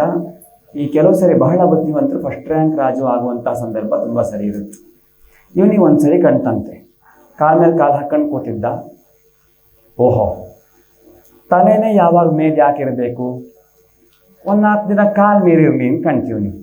ಪಾಪ ತಾನೊಬ್ಬನೇ ಮಾಡಿರಾಗುತ್ತೋ? ಇಲ್ಲ, ನನ್ನ ರಾಜ್ಯದವರಿಗೆಲ್ಲ ಇದೇ ನಿಯಮ ತರ್ತೀನಿ ಅಂತ ಕೂತ್ಕೊಂಡ. ಡಂಗೂರ ಸಾರಿಸ್ದ, ನಾಳೆಯಿಂದ ಯಾರೂ ಕಾಲು ಕೆಳಗಿಡಕ್ಕಿಲ್ಲ. ಕಾಲು ಕೆಳಗಿಟ್ಬಿಟ್ರೆ ಕಾಲಿಗೆ ಅವಮಾನ ಆಗುತ್ತೆ, ಕಾಲು ಮೇಲಿರಬೇಕು, ತಲೆ ಕೆಳಗಿರಬೇಕು ಅಂತ ಡಂಗೂರ ಸಾರಿಸಿಯೇ ಬಿಟ್ಟ. ಜನ ಹಾಗೆ ಮಾಡ್ಲಿಕ್ಕೆ ಶುರು ಮಾಡಲಿಕ್ಕೆ ಅಂತ ಪ್ರಯತ್ನ ಪಟ್ಟರು, ಸಾಧ್ಯವಾಗಲಿಲ್ಲ. ಆಗುತ್ತಾ ಇವೆಲ್ಲ? ಆಗಲ್ಲ. ಕಾಲು ಕೆಳಗಿರುವಂತಹದ್ದು ಕಾಲಿಗೆ ಅವಮಾನ ಅಲ್ಲ, ಕಾಲಿನ ಜವಾಬ್ದಾರಿ. ತಲೆ ಸರಿ ಇದ್ದವನು ಹೀಗಿದ್ದ ವ್ಯಾಪಾರ ಮಾಡೋದಿಲ್ಲ. ತಲೆ ಸರಿ ಇರಬೇಕು ಅಂತ ಹೇಳಲಿಕ್ಕೆ ಒಂದು ಕಥೆ ಇದೆ.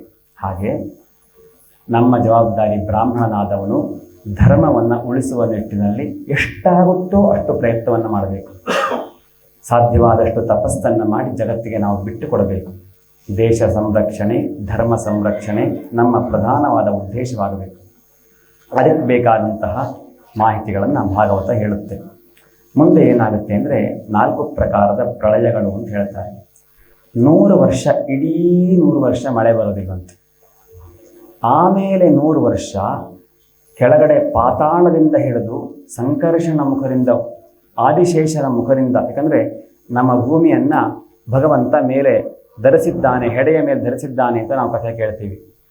ಆ ಆದಿ ಸಂಕರ್ಷಣ ಮುಖದಿಂದ ಹೊರಟಂತಹ ಬೆಂಕಿ ಮೇಲೆ ಬಂದು ಇಡೀ ಬ್ರಹ್ಮಾಂಡವನ್ನು ಸುಡುತ್ತಂತೆ. ಎಷ್ಟು ದಿನ? 100 ವರ್ಷಗಳ ಕಾಲ. ಅದಾದ್ಮೇಲೆ ಮತ್ತೆ 100 ವರ್ಷ ಮಳೆ ಬರುತ್ತಂತೆ. ಇಷ್ಟೆಲ್ಲ ಆಗಿ ಒಂದು ಸರಿ ಭೂಮಿ ಶುದ್ಧವಾಗುತ್ತೆ. ಹಾಗೆ ಇಷ್ಟೆಲ್ಲ ಕಥೆಗಳನ್ನು ಸೃಷ್ಟಿಯಿಂದ ಆರಂಭದಿಂದ ಹಿಡಿದು ಸೃಷ್ಟಿಯ ಕೊನೆಯವರೆಗಿನ ಕಥೆಯನ್ನು ಶುಕ ಮುನಿಗಳು ಪರೀಕ್ಷಿತ್ ಮಹಾರಾಜರಿಗೆ ಹೇಳಿದ್ದಾರೆ. ಇಷ್ಟೆಲ್ಲ ಆಗ್ತಿದ್ದಂಗೆ ಕೊನೆಯದಾಗಿ ಹೇಳ್ತಾ ಇದ್ದಾರಂತೆ, ರಾಜ, ಇನ್ನು ನಾನು ಸಾಯ್ತೀನಿ, ನಾನು ಹುಟ್ಟುತ್ತೀನಿ ಅನ್ನುವಂತಹ ಭೇದ ಬುದ್ಧಿಯನ್ನು ಬಿಟ್ಟುಬಿಡು. ಇಲ್ಲಿಯವರೆಗೆ ಕಥೆ ಕೇಳಿದಂತಹ ನೀನು ನಿನ್ನ ಮನಸ್ಸನ್ನ ಬ್ರಹ್ಮನಲ್ಲಿ ಲೀನವಾಗಿರಿಸಿಕೊಂಡಿದ್ದೀಯ. ಯಾವಾಗ ಆ ಬ್ರಹ್ಮದ ಶುದ್ಧ ಚಿಂತನೆಯಲ್ಲಿ ನೀನು ಲೀನವಾಗಿ ಹೋಗ್ತೀಯೋ ಆಗ ನಿನಗೆ ಹುಟ್ಟೂ ಇಲ್ಲ, ಸಾವೂ ಇಲ್ಲ. ಹಾವು ಬರುತ್ತೆ, ನನ್ನ ಕಚ್ಚುತ್ತೆ, ನಾನು ಸಾಯ್ತೀನಿ, ಬಿಟ್ಟುಬಿಡು ಅಂತ ಹೇಳಿ ಇಷ್ಟೆಲ್ಲ ಹೇಳಿ ಮುಂದೆ ಕೇಳ್ತಾರಂತೆ, ನಿನಗೇನಾದ್ರು ಅನುಮಾನ ಇದೆಯಾ ಅಂತ. ಅದಕ್ಕೆ ಹೇಳ್ತಾನಂತೆ, ಇಲ್ಲ, ನಾನು ಎಲ್ಲ ಅನುಮಾನಗಳನ್ನು ಮೀರಿದ್ದೇನೆ. ನಾನು ಪ್ರವಿಷ್ಟೋ ಬ್ರಹ್ಮ ನಿರ್ವಾಣಂ ಅಭಯಂ ದರ್ಶಿರಂತ್ವಯ ಮೃತ್ಯುಭ್ಯೋ ನ ಬಿಭೇವಿ. ನನಗೆ ಹಾವು ಬರುತ್ತೆ, ಕಚ್ಚುತ್ತೆ, ಮೃತ್ಯು ಸಾಯ್ತೀನಿ ಅನ್ನುವಂತಹ ಯಾವ ಹೆದರಿಕೆಯೂ ನನಗಿಲ್ಲ. ನಾನು ಸಿದ್ಧನಾಗಿದ್ದೀನಿ, ಈ ದೇಹವನ್ನು ಬಿಟ್ಟಿದ್ದೀನಿ, ಬ್ರಹ್ಮನಲ್ಲಿ ಸೇರ್ತಾ ಇದ್ದೀನಿ ಅಂತ ಕೂತಿದ್ದಾನೆ. ಅತ್ತ ಜನಮೇಜಯ ತನ್ನ ತಂದೆಯ ಮರಣ ಸಂದರ್ಭಕ್ಕೆ ಅಥವಾ ಹಾವು ಕಚ್ಚುವಂತಹ ಸಂದರ್ಭದಲ್ಲಿ ಆ ಹಾವಿನ ವಿಷವನ್ನು ತಡೆಯುವಂತಹ ಯಾರು ಒಬ್ಬ ಸಾಧಕ ಇದ್ದರೆ ಅವನು ಬರಲಿ ಅಂತ ಡಂಗೂರ ಸಾರಿಸಿದ್ದಾನೆ. ಆ ಕಡೆಯಿಂದ ಒಬ್ಬ ಕಾಶ್ಯಪ ಅನ್ನುವಂತಹ ಒಬ್ಬ ಬ್ರಾಹ್ಮಣ ಬರ್ತಾ ಇದ್ದಾನೆ. ಕಾಶ್ಯಪ ಋಷಿಗಳಲ್ಲ, ಒಬ್ಬ ಬ್ರಾಹ್ಮಣ. ಅವನು ಎಂತಹ ವಿಷವನ್ನಾದರೂ ತೆಗೆಯುವಂತಹ ಸಮರ್ಥ. ಆ ಕಾಶ್ಯಪನನ್ನು ತಕ್ಷಕ ಮಧ್ಯದಲ್ಲಿ ನಿಲ್ಲಿಸಿ ಅವನನ್ನು ಪರೀಕ್ಷೆ ಮಾಡಿ, ನಿನಗೆ ದುಡ್ಡು ತಾನೇ ಬೇಕು, ನಾನು ದುಡ್ಡು ಕೊಡ್ತೀನಿ ಅಂತ ಹೇಳಿ ಒಂದಷ್ಟು ಸಂಪತ್ತನ್ನು ಅವನಿಗೆ ಕೊಟ್ಟು ಅವನು ಹಿಂದಿರಿಸಿ ಕಳಿಸ್ದ. ತಕ್ಷಕ ಈಗ ರಾಜನ ಬಳಿಗೆ ಬಂದು ರಾಜನ ಶರೀರಕ್ಕೆ ತನ್ನ ನಾಲಿಗೆಯಿಂದ ವಿಷಸ್ಪರ್ಶ ಮಾಡಿದ್ದಾನೆ. ಅದೇ ಕ್ಷಣಕ್ಕೆ ಸರಿಯಾಗಿ ಪರೀಕ್ಷಿತ್ ಮಹಾರಾಜ ತನ್ನ ಮನಸ್ಸನ್ನು, ಪ್ರಾಣವನ್ನು ಬ್ರಹ್ಮನಲ್ಲಿ ಲೀನವಾಗಿಸಿಕೊಂಡಿದ್ದಾನೆ. ಶರೀರ ಭಸ್ಮವಾಯಿತು, ಆದರೆ ಅವನು ಬ್ರಹ್ಮನಲ್ಲಿ ಸೇರಿ ಹೋದ. ಉಪದೇಶ ಎಷ್ಟರ ಮಟ್ಟಿಗೆ ಇದು ಫಲ ಕೊಡಬೇಕು ಅಂತಂದರೆ, ಅಲ್ಲಿಗೆ ಸೇರುವಂತಹ ಉಪದೇಶ ನಮ್ಮ ಮನಸ್ಸಿಗೆ ನಾಟಬೇಕು, ನಾವಲ್ಲಿ ಹೋಗಿ ಸೇರಬೇಕು. ಆಯಿತು, ಪರೀಕ್ಷಿತ್ ಮಹಾರಾಜ ಬ್ರಹ್ಮನಲ್ಲಿ ಸೇರಿ ಹೋದ. ಮುಂದೆ ಜನಮೇಜಯನಿಗೆ ತುಂಬ ಸಿಟ್ಟು ಬಂತು. ಸರ್ಪಯಾಗವನ್ನು ಆರಂಭಿಸಿದ. ಸರ್ಪಯಾಗದಲ್ಲಿ ತಕ್ಷಕ ಯಾಕೆ ಬರ್ತಿಲ್ಲ ಅಂತ ಪ್ರಶ್ನೆ ಆಯಿತು. ತಕ್ಷಕ ಇಂದ್ರನನ್ನು ಆಶ್ರಯಿಸಿದ್ದ, ಆ ಕಾರಣದಿಂದ ತಕ್ಷಕ ಬರ್ತಿರಲಿಲ್ಲ. ಜನಮೇಜಯನಿಗೆ ಸಿಟ್ಟು ಬಂತು. ಇಂದ್ರನ ಸಮೇತ ತಕ್ಷಕನನ್ನು ಹೋಮ ಮಾಡಿ ಅಂತಂದ. ಇಂದ್ರನನ್ನು ಆಕರ್ಷಿಸುವಂತಹ ಮಂತ್ರವನ್ನು ಹೇಳ್ತಾ ಇದ್ದಾರೆ. ಆಗ ದೇವಗುರು ಬೃಹಸ್ಪತಿ ಬಂದು ಜನಮೇಜಯನಿಗೆ ಬುದ್ಧಿವಾದ ಹೇಳ್ತಾ ಇದ್ದಾನಂತೆ. ನೋಡು, ಇಂದ್ರ ಅಮರ, ಯಾಕೆ ಅಂತಂದರೆ ಅಮೃತವನ್ನು ಕೊಡಿದಿದ್ದಾನೆ, ಹಾಗೂ ಅವನು ದೇವತೆಗಳಿಗೆ ರಾಜ. ಹಾಗಾಗಿ ಅವನು ಸಾವಿಗೆ ಅರ್ಹ ಅಲ್ಲ. ಅಥವಾ ನಿನ್ನ ತಂದೆ ಮಾಡಿದಂತಹ ಕರ್ಮಕ್ಕೆ ಅವನಿಗೆ ಸಾವು ಬಂತು. ಅದರಿಂದಾಗಿ ಇನ್ನೊಬ್ಬರನ್ನ ದ್ವೇಷಿಸೋದು, ಯುದ್ಧ ಮಾಡೋದು ಅವೆಲ್ಲ ಅಜ್ಞಾನ. ಇದನ್ನು ಬಿಟ್ಟು ಬಿಡು ಅಂತ ಬುದ್ಧಿವಾದ ಹೇಳ್ತಾನೆ. ಜನಮೇಜಯ ಸರ್ಪಯಾಗವನ್ನು ನಿಲ್ಲಿಸ್ತಾನೆ ಅಂತ ಕಥೆ ಮುಂದುವರಿಯುತ್ತೆ. ನಮ್ಮ ಚಿಕ್ಕಮಗಳೂರಲ್ಲಿ ಹಿರೇಮಗಳೂರು ಕೋದಂಡರಾಮಿ ದೇವಸ್ಥಾನ ಇದೆ. ಆ ದೇವಸ್ಥಾನ ವೈಕುಂಠ ದ್ವಾರ ಅಂತ ಉತ್ತರ ದ್ವಾರ ಒಂದಿದೆ. ಒಂದು 50 ಅಡಿ ದ್ವಾರದಿಂದ ಮುಂದೆ ಹೋದರೆ ಒಂದು ಸರ್ಪದ ಒಂದು ಶಿಲೆಯನ್ನು ನಿಲ್ಲಿಸಿದ್ದಾರೆ. ಅದೇ ಜಾಗದಲ್ಲಿ ಸರ್ಪಯಾಗ ಆಗಿದ್ದು ಅನ್ನುವಂತಹ ಒಂದು ಪ್ರತೀತಿ ಇದೆ ಚಿಕ್ಕಮಗಳೂರಲ್ಲಿ. ಅಥವಾ ಇನ್ನೊಂದು ಬೇರೆ ಎಲ್ಲೋ ಆಗಿದ್ದು, ಇಲ್ಲೂ ಇನ್ನೊಂದು ಜಾಗ ಆಗಿದ್ದರೂ ಆಗಿರ್ಬೋದು. ಆದರೆ ಅಲ್ಲಿ ಆ ಥರದ್ದೊಂದು ಜಾಗ ಇದೆ. ಇದಾದ ಮೇಲೆ ವೇದಗಳ ವರ್ಣನೆ, ವೇದಗಳ ಶಾಖೆಗಳು, ಪುರಾಣಗಳ ಲಕ್ಷಣಗಳು, ಹೀಗೆಲ್ಲ ಕಥೆಯನ್ನು ಹೇಳ್ತಾ ಪುರಾಣವನ್ನು ಮಾಡುವಂತಹ ಸಾಮರ್ಥ್ಯ ಯಾರಿಗೆ ಬರುತ್ತೆ ಅಂತ ಒಂದು ಕಥೆಗೊಂದು ಸಣ್ಣ ಕಥೆ. ಮೃಗಂಡು ಮಹರ್ಷಿಗಳ ಮಗ ಮಾರ್ಕಂಡೇಯರು ಅಂತ, ಇವ್ರ ಕಥೆಯೆಲ್ಲ ಕೇಳಿರ್ತೀವಿ. 8 ವರ್ಷ ಆಯಸ್ಸು ಅಂತಿರುತ್ತೆ. ಅವರು ತಪಸ್ಸನ್ನು ಮಾಡಿ ಈಶ್ವರನನ್ನು ಒಲಿಸಿಕೊಂಡು ಆಯಸ್ಸನ್ನು ಅನಂತವಾಗಿ ಪಡ್ಕೊಂಡಂತಹ ಆಯಸ್ಸನ್ನು ಏನು ಮಾಡಿದರು ಕೇಳಿದರೆ, ಯಾವುದೋ ಸಾಂಸಾರಿಕವಾದಂತಹ ಚಿಂತನೆಗಳಿಗೆ ಬಳಸ್ಕೊಳ್ಳಿಲ್ಲ. ಬೃಹದ್ ವ್ರತ ಅನ್ನುವಂತಹ ಒಂದು ವ್ರತವನ್ನು ಹಿಡಿದು ಕೆಲವು ಕೆಲವು ಕೆಲವು ಕಾಲ ತಪಸ್ಸನ್ನು ಮಾಡಿದಂತೆ. ಎಷ್ಟು ವರ್ಷಗಳ ಕಾಲ? 6 ಮನ್ವಂತರಗಳ ಕಾಲ. ಒಂದೆರಡು ದಿವಸ ಅಲ್ಲ. 1 ಮನ್ವಂತರ ಅಂದರೆ 1000 ಯುಗ. 6 ಮನ್ವಂತರ ಅಂದರೆ 6000 ಯುಗಗಳಷ್ಟು ಕಾಲ ತಪಸ್ಸನ್ನು ಮಾಡಿದರು, ದೇಹವನ್ನು ಉಳಿಸಿಕೊಂಡರು. ಹಾಗೆ ತಪಸ್ಸನ್ನು ಬರೀ ಮಾಡಿದ್ದಲ್ಲ, ಗುರು ಸೇವೆಯನ್ನು ಮಾಡ್ತಾ ತಪಸ್ಸನ್ನು ಮಾಡಿದರು. ಅಂದರೆ ನಾವೆಲ್ಲ ಯಾವುದಾದ್ರೂ ಗುರುಗಳ ಆಶ್ರಯಕ್ಕೆ ಹೋದರೆ 2 ವರ್ಷ 3 ವರ್ಷ 4 ವರ್ಷ ಆಗ್ತಿದ್ದಂಗೆ ಸೇವೆ ಮಾಡುವ ಆರಂಭದಲ್ಲಿದ್ದ ಮನಸ್ಥಿತಿ ಬದಲಾಗ್ತಾ ಹೋಗುತ್ತೆ. 20 ವರ್ಷ ಆಗೋಷ್ಟೊತ್ತಿಗೆ ನಾವೇ ಗುರುಳು ಏನೋ ಗೊತ್ತಿಲ್ಲ ಅನ್ನೋಷ್ಟು ಬೆಳೆದೆವು, ಹೇಳೋಕ್ಕಾಗಲ್ಲ. ಆದರೆ ಮಾರ್ಕಂಡೇಯರಿಗೆ ಹಾಗಾಗಲಿಲ್ಲ. ಯಾವುದೋ ಒಂದು ಋಷಿಗಳ ಆಶ್ರಯದಲ್ಲಿದ್ದು ಅವರನ್ನೇ ಗುರುವಾಗಿಟ್ಕೊಂಡು 6 ಮನ್ವಂತರಗಳ ಕಾಲ ತಪಸ್ಸನ್ನು ಮಾಡಿದ್ದಾರೆ. ಇಂದ್ರನಿಗೆ ಹೆದರಿಕೆ ಶುರುವಾಯಿತು. ಈಗ ಯಾವುದೇ ತಪಸ್ಸು ಮಾಡಲಿ ಇಂದ್ರನಿಗೊಂದು ಹೆದರಿಕೆ. ಯಾವ್ದಾದ್ರು ಪಾತಿವ್ರತ್ಯ ಧರ್ಮವನ್ನು ಹೆಂಗಸರು ಪಾಲಿಸ್ಲಿ ಅಲ್ಲಿ ಹೆದರಿಕೆ, ನನ್ನ ಆಸನ ಹೋಗ್ಬಿಡುತ್ತೆ ಅಂತ ಹೇಳಿ. ಇನ್ಯಾವುದೋ ಕಾಲದಲ್ಲಾಗಿತ್ತಲ್ಲ, ಪೃಥು ಮಹಾರಾಜನ ಕಾಲದಲ್ಲಿ ಅವನು 100 ಅಶ್ವಮೇಧ ಯಾಗವನ್ನು ಮಾಡ್ತಾ ಇದ್ದಾನೆ. ಎಲ್ಲಿ ಆದ್ರೆ ನನ್ನ ಸ್ಥಾನ ಹೋಗಿ ಅವನಿಗೆ ಸಿಕ್ಬಿಟ್ರೆ ಅಲ್ಲೊಂದು ಹೆದರಿಕೆ ಶುರುವಾಯಿತು. ಹಾಗೆ ಈಗ ಮತ್ತೆ ಹೆದರಿಕೆ ಶುರುವಾಯಿತು, ಎಲ್ಲಿ ಸ್ವರ್ಗವನ್ನು ಗೆದ್ದುಕೊಂಡು ಬಿಡ್ತಾನೋ ಅಂತ. ಆಗ 100 ಅಪ್ಸರ ಸ್ತ್ರೀಯನ್ನ ಕರೆಸಿಕೊಂಡು ಬಂದು ಮನ್ಮಥನಿಂದ ಕಾಮ ಬಾಣವನ್ನು ಬಿಡಿಸಿದ. ಮಾರ್ಕಂಡೇಯರ ಹತ್ತಿರ ಆ ಬಾಣ ಬಂದು ಬಿದ್ದಿದ್ದು ನಿಷ್ಫಲವಾಗಿ ಹೋಯಿತು. ಇಂದ್ರನಿಗೆ ಬೇಸರವಾಯಿತು. ಇಂದ್ರ ಹಿಂದಿರುಗಿ ಹೋದ, ಅಪ್ಸರ ಸ್ತ್ರೀಯರನ್ನು ಕರೆದುಕೊಂಡು ಹೋದ. ಆದರೆ ಈ ಘಟನೆಯಿಂದ ನರನಾರಾಯಣರಿಗೆ ಮಾರ್ಕಂಡೇಯನ ಮೇಲೆ ತುಂಬ ಪ್ರೀತಿ ಬಂತು. ನರನಾರಾಯಣರು 17ನೆಯ ಚಕ್ರದಲ್ಲಿ, ನಮ್ಮ ಕಲಿಯುಗದಲ್ಲಿ ನಾವು ಸಂಕಲ್ಪ ಮಾಡುವಾಗ 28ತಮೇ ಕಲಿಯುಗೆ ಅಂತ ಎದುರುವೆದ್ದವರಿಗೆ ಹೇಳೋ ಪದ್ಧತಿ ಇದೆ. 28ನೆಯ ಕಲಿಯುಗ ನಡೀತಾ ಇರೋದು ನಮ್ಮದು ಈ ಚಕ್ರದಲ್ಲಿ, ವೈವಸ್ವತ ಮನ್ವಂತರದಲ್ಲಿ. 17ನೇ ಯುಗ ಚತುಷ್ಕದಲ್ಲಿ, ಆಗ ಕೃತಯುಗದಲ್ಲಿ ನರನಾರಾಯಣರ ಅವತಾರವಾಗಿತ್ತು. ಅವಾಗಿಂದ ಅವರು ತಪಸ್ಸು ಮಾಡ್ತಾ ಇದ್ದಾರೆ. ಆ ತಪಸ್ಸು ಮಾಡ್ತಾ ಇದ್ದವರಿಗೆ ಇವನ ಈ ಬೃಹತ್ ವ್ರತವನ್ನು ನೋಡಿ ಸಂತೋಷವಾಯಿತು. ಈ ಮಾರ್ಕಂಡೇಯರ ಮುಂದೆ ಬಂದು ನಿಂತಿದ್ದಾರೆ. ಮಾರ್ಕಂಡೇಯರಿಗೆ ಬಹಳ ಆಶ್ಚರ್ಯವಾಗಿದೆ. ನಮಸ್ಕಾರ ಮಾಡಿ ಸ್ತುತಿ ಮಾಡಲಿಕ್ಕೆ ಏನು ಮಾಡಬೇಕು ಅಂತ ಗೊತ್ತಾಗ್ತಿಲ್ಲ. ಕೈ ಮುಗಿದು ನಮೋ ನಮಃ ಅಂತ ನಿಂತ್ಕೊಂಡಿದ್ದಾರೆ. ಮುಂದೆ ನರನಾರಾಯಣರ ಅನುಗ್ರಹದಿಂದ ಮಾರ್ಕಂಡೇಯನಿಗೆ ಮಾತು ಬಂತು ಅಂದರೆ ಮಾತನಾಡಲಿಕ್ಕೆ ಸ್ಫುರಣವಾಯಿತು. ಅವ್ರನ್ನ ಸ್ತುತಿ ಮಾಡ್ದ. ಸ್ತುತಿಯನ್ನೆಲ್ಲ ಮಾಡಿ ಯಾವ ವರ ಬೇಕು ಕೇಳು ಅಂತ ಹೇಳಿದರೆ ಕೇಳ್ತಾನಂತೆ, ನನಗೆ ವೈಷ್ಣವಿ ಮಾಯೆಯನ್ನು ನೋಡಬೇಕು ಅಂತ ಆಸೆ, ವಿಷ್ಣುವಿನ ಮಾಯಾ ಮೂಲ ಸ್ವರೂಪವನ್ನು ನೋಡಬೇಕು ಅಂತ ಆಸೆ, ಅಂತಹ ವರವನ್ನು ಕೊಡಿ ಅಂತ. ತಥಾಸ್ತು ಅಂತ ಹೇಳಿ ಆಯಿತು. ಇವನಿಗೆ ಋಷಿಗಳ ಆಶೀರ್ವಾದ ಸತ್ಯವಾಗುತ್ತೆ, ವರ ಸತ್ಯವಾಗುತ್ತೆ ಅನ್ನುವಂತಹ ವಿಶ್ವಾಸ. ತುಂಬ ಸಂತೋಷವಾಗಿ ತನ್ನ ಬೃಹತ್ವವನ್ನು ಮುಂದುವರೆಸಿದ್ದಾನೆ. ಇತ್ತ ಆನಂದವಾಗಿ ಪೂಜೆಯನ್ನು ಮಾಡ್ತಾ ಇದ್ದಾನೆ. ಭಾವದ್ರವ್ಯೈ ಪ್ರಪೂಜೆಯೇತ್ ಅಂತ ತುಂಬ ಚೆನ್ನಾಗಿ ಹೇಳ್ತಾರೆ. ಭಾವದ್ರವ್ಯರ ಪೂಜೆ, ಭಾವದ್ರವ್ಯಗಳಿಂದ ಪೂಜೆ ಮಾಡುವಂತಹದ್ದು ತುಂಬ ಸುಲಭ. ಇದು ನಮಗೆ ಭಾಗವತದ ಸುಲಭವಾದಂತಹ ಪಾಠ.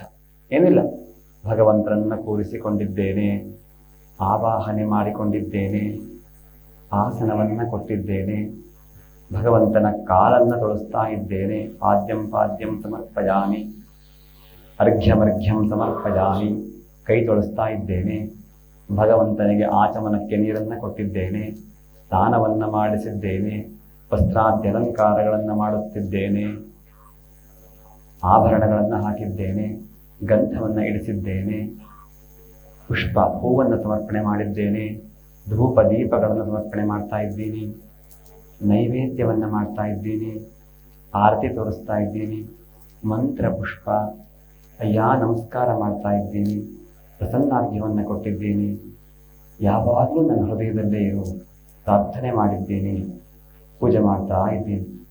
ಎಷ್ಟು ಸುಲಭವಾದಂತಹ ಪೂಜೆ,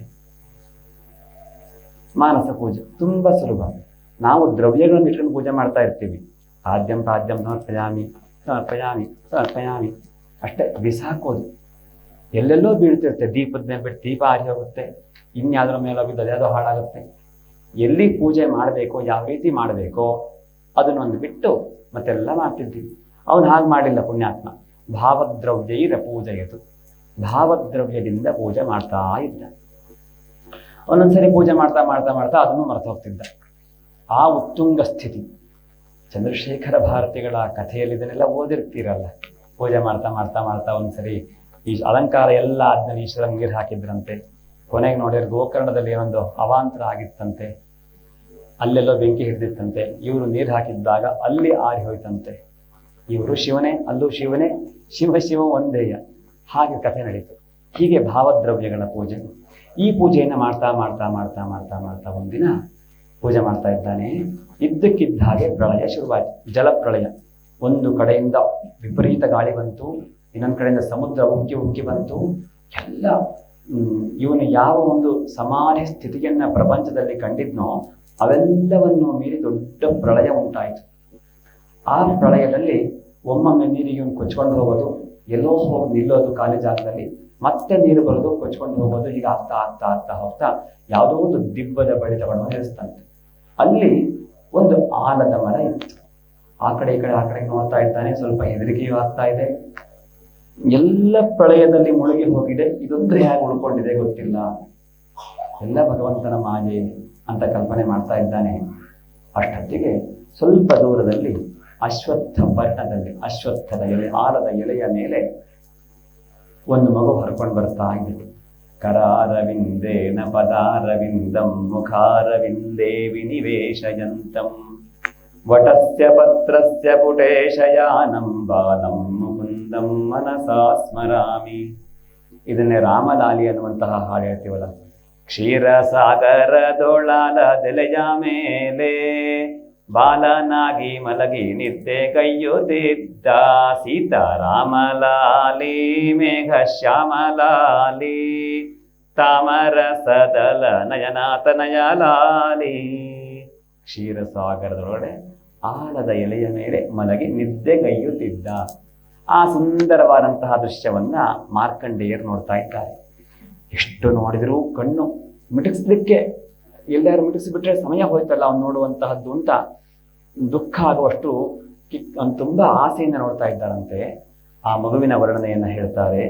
ಚಾರ್ವಂಗುಲಿಭ್ಯಾಂ ಪಾಣಿಭ್ಯಾಂ ಉನ್ಮೀಯ ಚರಣಾಂಬುಜಂ ಮುಖೇ ನಿಧಾಯ ವಿಪ್ರೇಂದ್ರೋಧಯಂತಂ ವೀಕ್ಷ್ಯ ವಿಸ್ಮಿತಃ.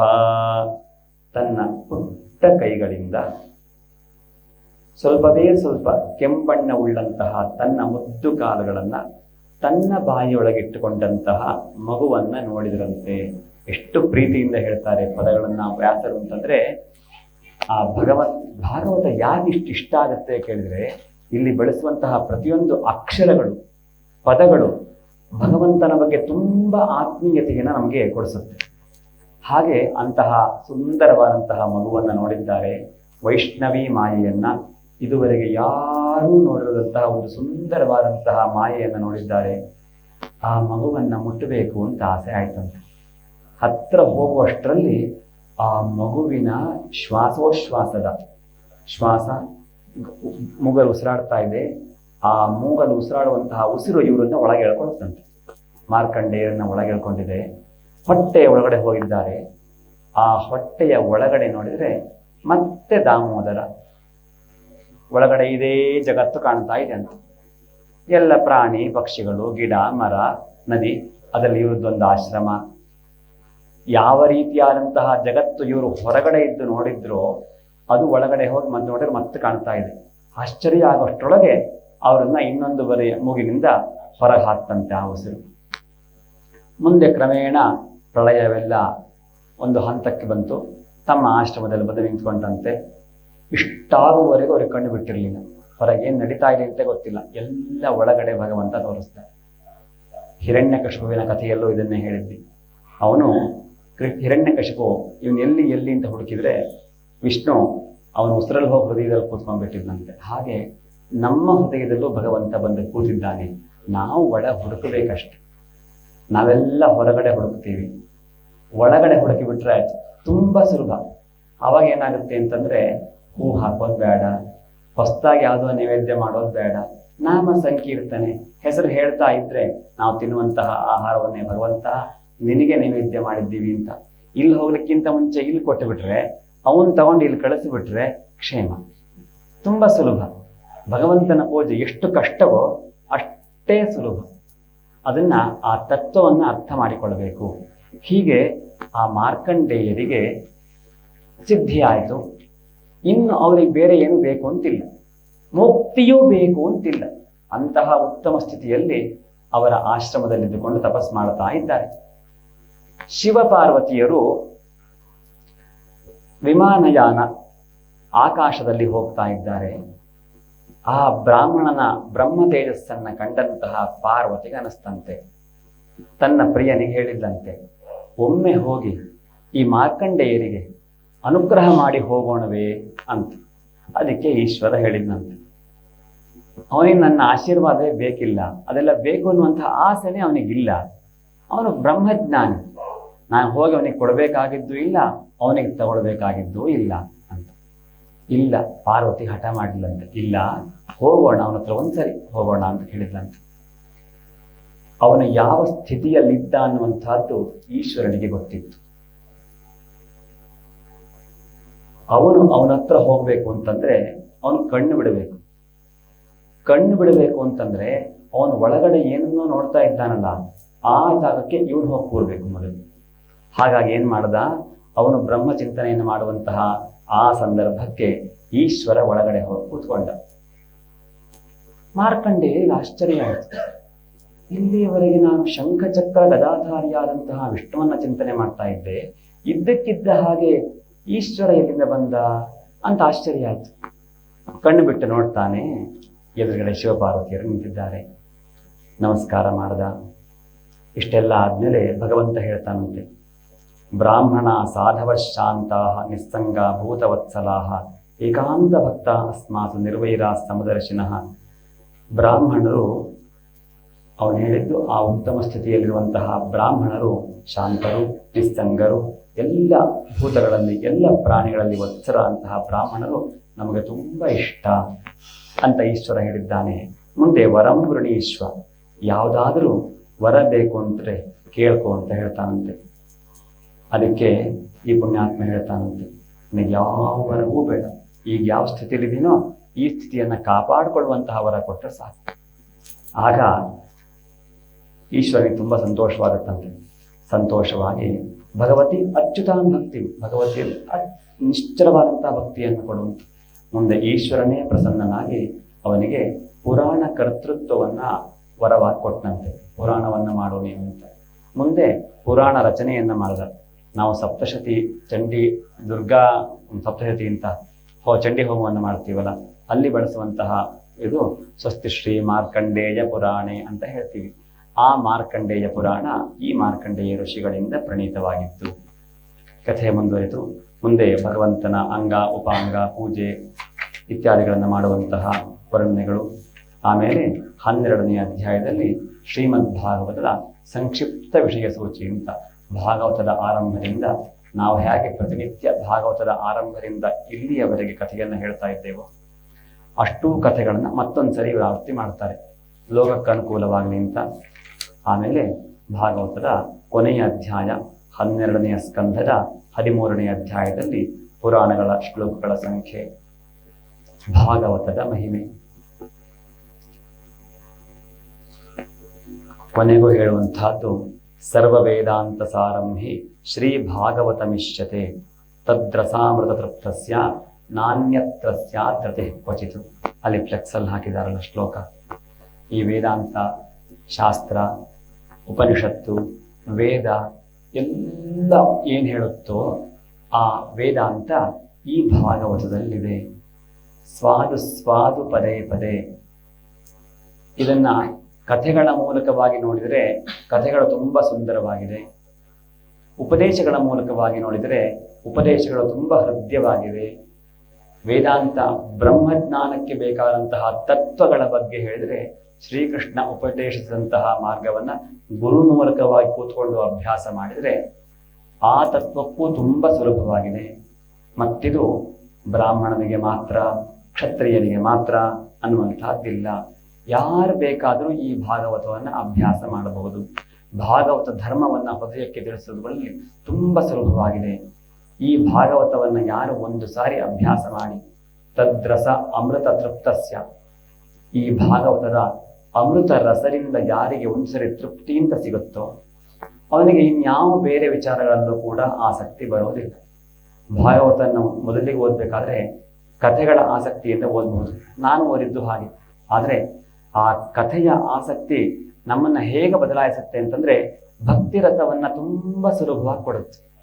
ಯಾವಾಗ ಈ ಭಕ್ತಿ ರಸ ಸಿಗುತ್ತೋ ಬೇರೆ ಎಲ್ಲ ಮಾರ್ಗಕ್ಕಿಂತ ಭಕ್ತಿ ರಸ ತುಂಬಾ ಸುಲಭ.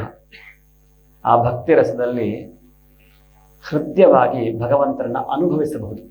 ಆ ಅನುಭವ ಅನ್ನುವಂತಹದ್ದು ಸಿಕ್ಕಾಗ ಹೊರಗಿನ ಬೇರೆಯ ಪ್ರಪಂಚದ ಆಸಕ್ತಿ, ಯಾವುದೇ ರೀತಿಯಾದಂತಹ ವ್ಯವಹಾರಗಳ ಲೌಕಿಗಳು ಮನಸ್ಸಿಗೆ ಬೇಡ ಅಂತ ಕಾಣುತ್ತೆ. ಹಾಗಂತ ಎಲ್ಲವನ್ನು ಬಿಟ್ಟು ಸಂಸಾರ ಹಾಳು ಮಾಡ್ಕೊಳ್ಳಿ ಅಂತ ಹೇಳ್ತಿಲ್ಲ. ಭಾಗವತದಲ್ಲಿ ಮೊನ್ನೆ ಹೇಳಿದಾಗೆ ಗೃಹಸ್ಥನಿಗಾಗಿ ಮೋಕ್ಷ ಧರ್ಮ ಅಂತ ಇದೆ. ಎಲ್ಲ ಕೆಲಸಗಳನ್ನ ಮಾಡ್ತಾ ಕೃಷ್ಣಾರಾಮ ಅಂತ ಬದುಕೋದು ತುಂಬಾ ಸುಲಭ. ಅಂತಹ ಪಾಠವನ್ನ ಭಾಗವತ ಹೇಳುತ್ತೆ. ಬೇರೆ ಯಾವುದೋ ಹೇಳ್ಬೋದು, ಎಲ್ಲ ಬಿಟ್ಟು ನನ್ನ ಬಳಿಗೆ ಬನ್ನಿ, ಯಾವುದು ಬಿಡಬೇಡ, ನಿನ್ನ ಕೆಲಸ ಮಾಡು, ನನ್ನ ಧ್ಯಾನ ಮಾಡು, ನಾನೇ ಬರ್ತೀನಿ. ಯಾವಾಗ ಅವನು ಬರ್ತಾನೋ, ಹೇಳಿದ್ದಲ್ಲ ಅಲ್ಲೊಂದು ಫ್ಲೆಕ್ಸ್ ಹಾಕಿದ್ದ, ಗುರುಗಳ ಬಳಿ ಬಂದು ನನಗೆ ಸಮಸ್ಯೆ ಇದೆ ಅಂತ ಹೇಳಬೇಡಿ, ಸಮಸ್ಯೆಗಳಿಗೆ ಹೇಳಿ. ಎಷ್ಟು ಚಂದ, ಅದು ಒಂದು ವಾಕ್ಯ ಎಷ್ಟು ಚೆನ್ನಾಗಿತ್ತಲ್ಲ, ಹಾಗೆ ಎಷ್ಟು ದಿನ ಓದಿದ್ವಿ ನಾವು ಅದನ್ನ. ಹಾಗೆ ಅದನ್ನೇ ಭಾಗವತ ಬೇರೆ ಬೇರೆ ರೀತಿಯಲ್ಲಿ ಹೇಳುತ್ತೆ. ನಾಮ ಸಂಕೀರ್ತನಂ ಯಸ್ಯ ಸರ್ವ ಪಾಪ ಪ್ರಣಾಶನಂ. ಯಾವ ಭಗವಂತನ ನಾಮ ಸಂಕೀರ್ತನೆ ಇದೆಯೋ ಅದು ಎಲ್ಲ ಪಾಪಗಳನ್ನು ನಾಶ ಮಾಡುತ್ತೆ. ಪ್ರಣಾಮೋ ದುಃಖ ಶಮನಃ. ನಮಸ್ಕಾರ ಮಾಡುವಿಕೆಯಿಂದ ಎಲ್ಲ ದುಃಖಗಳು ನಾಶವಾಗುತ್ತೆ.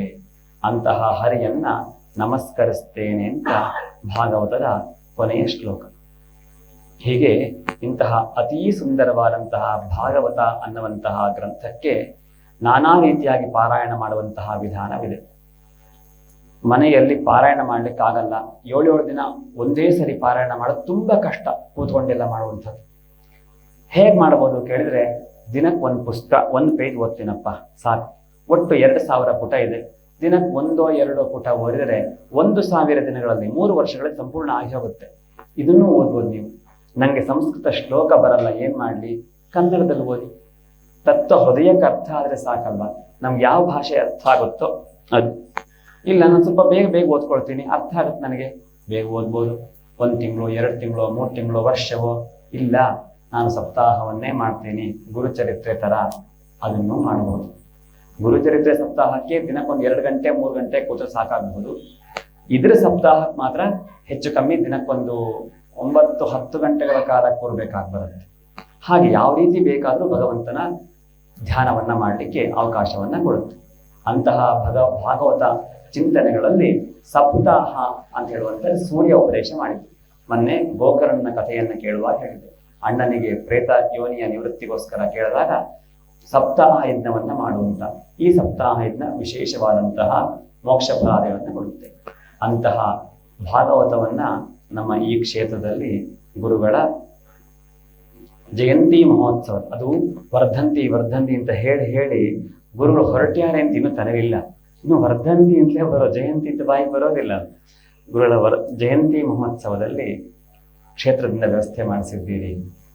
ಯಾವುದೇ ರೀತಿಯಾದಂತಹ ಈ ಪರಿಸರದಲ್ಲಿ, ಯಾಕೆಂದ್ರೆ ಈ ಭಾಗವತವನ್ನ ದೇವರು ನಡೆಸಿ ಧ್ವನಿವರ್ಧಕದಲ್ಲಿ ಹೇಳಿದ್ದು, ಎಲ್ಲಿಯವರೆಗೆ ಇದರ ಶಬ್ದ ತರಂಗ ವ್ಯಾಪ್ತಿ ಇದೆಯೋ ಅಲ್ಲಿಯವರೆಗೂ ಕೂಡ ಯಾವುದೇ ರೀತಿಯಾದಂತಹ ಪ್ರೇತ ಯೋನಿ ಹೊಂದಿದಂತಹವರಿದ್ರೆ ಅವರೆಲ್ಲರಿಗೂ ಪ್ರೇತ ಯೋನಿ ಬಿಡುಗಡೆ ಆಗುತ್ತೆ. ಆದ್ರೆ ಅವರಿಗೆ ತಾನು ಪ್ರೇತ ಯೋನಿಯಿಂದ ಬಿಡುಗಡೆ ಹೊಂದಬೇಕು ಅನ್ನೋ ಮನಸ್ಥಿತಿ ಬೇಕು. ಅದಿಲ್ಲದೆ ಇದ್ರೆ ಯಾರು ಏನೂ ಮಾಡ್ಲಿಕ್ಕಾಗೋದಿಲ್ಲ. ಹಾಗೆ ಯಾರು ಅಪೇಕ್ಷಿತರು ಯಾವ್ಯಾವ ಉದ್ದೇಶದಿಂದ ಇಲ್ಲಿ ಬಂದು ಕೇಳಿದ್ದೀರೋ, 1 ವಾರದಿಂದ ನಿತ್ಯ ಬಂದು ಇಲ್ಲಿ ಕೂತ್ಕೊಂಡು ಕಥೆಯನ್ನ ಕೇಳಿದ್ದೀರೋ, ಶ್ಲೋಕವನ್ನ ಕೇಳಿದ್ದೀರೋ, ಅವರೆಲ್ಲರಿಗೂ ಕೂಡ ಇಂತಹ ಫಲ ಸಿಗಲಿ ಅಂತ ಹೇಳಿಕ್ಕೆ ನನಗೆ ಸಾಧ್ಯವೇ ಇಲ್ಲ. ಯಾಕಂದ್ರೆ ಈ ಭಾಗವತ ಅನಂತವಾಗಿದೆ. ಹಾಗಾಗಿ ನಿಮ್ಮ ಭಕ್ತಿ ಶ್ರದ್ಧಾ, ನಮ್ಮ ಭಕ್ತಿ ಶ್ರದ್ಧಾ ಪ್ರೀತಿಗೆ ತಕ್ಕಂತಹ ಫಲವನ್ನ ಭಗವಂತ ಅನುಗ್ರಹ ಮಾಡಲಿ. ಸಂಕಲ್ಪ ಮಾಡುವಾಗ ಆಯೋಜಕರು ಹೇಳಿದ್ದು ಕ್ಷೇತ್ರ ಅಭಿವೃದ್ಧಿ ಆಗಬೇಕು, ಅಷ್ಟೇ ಸಂಕಲ್ಪ. ಇನ್ನು ಒಂದು ಅಕ್ಷರ ಎಕ್ಸ್ಟ್ರಾ ಇಲ್ಲ.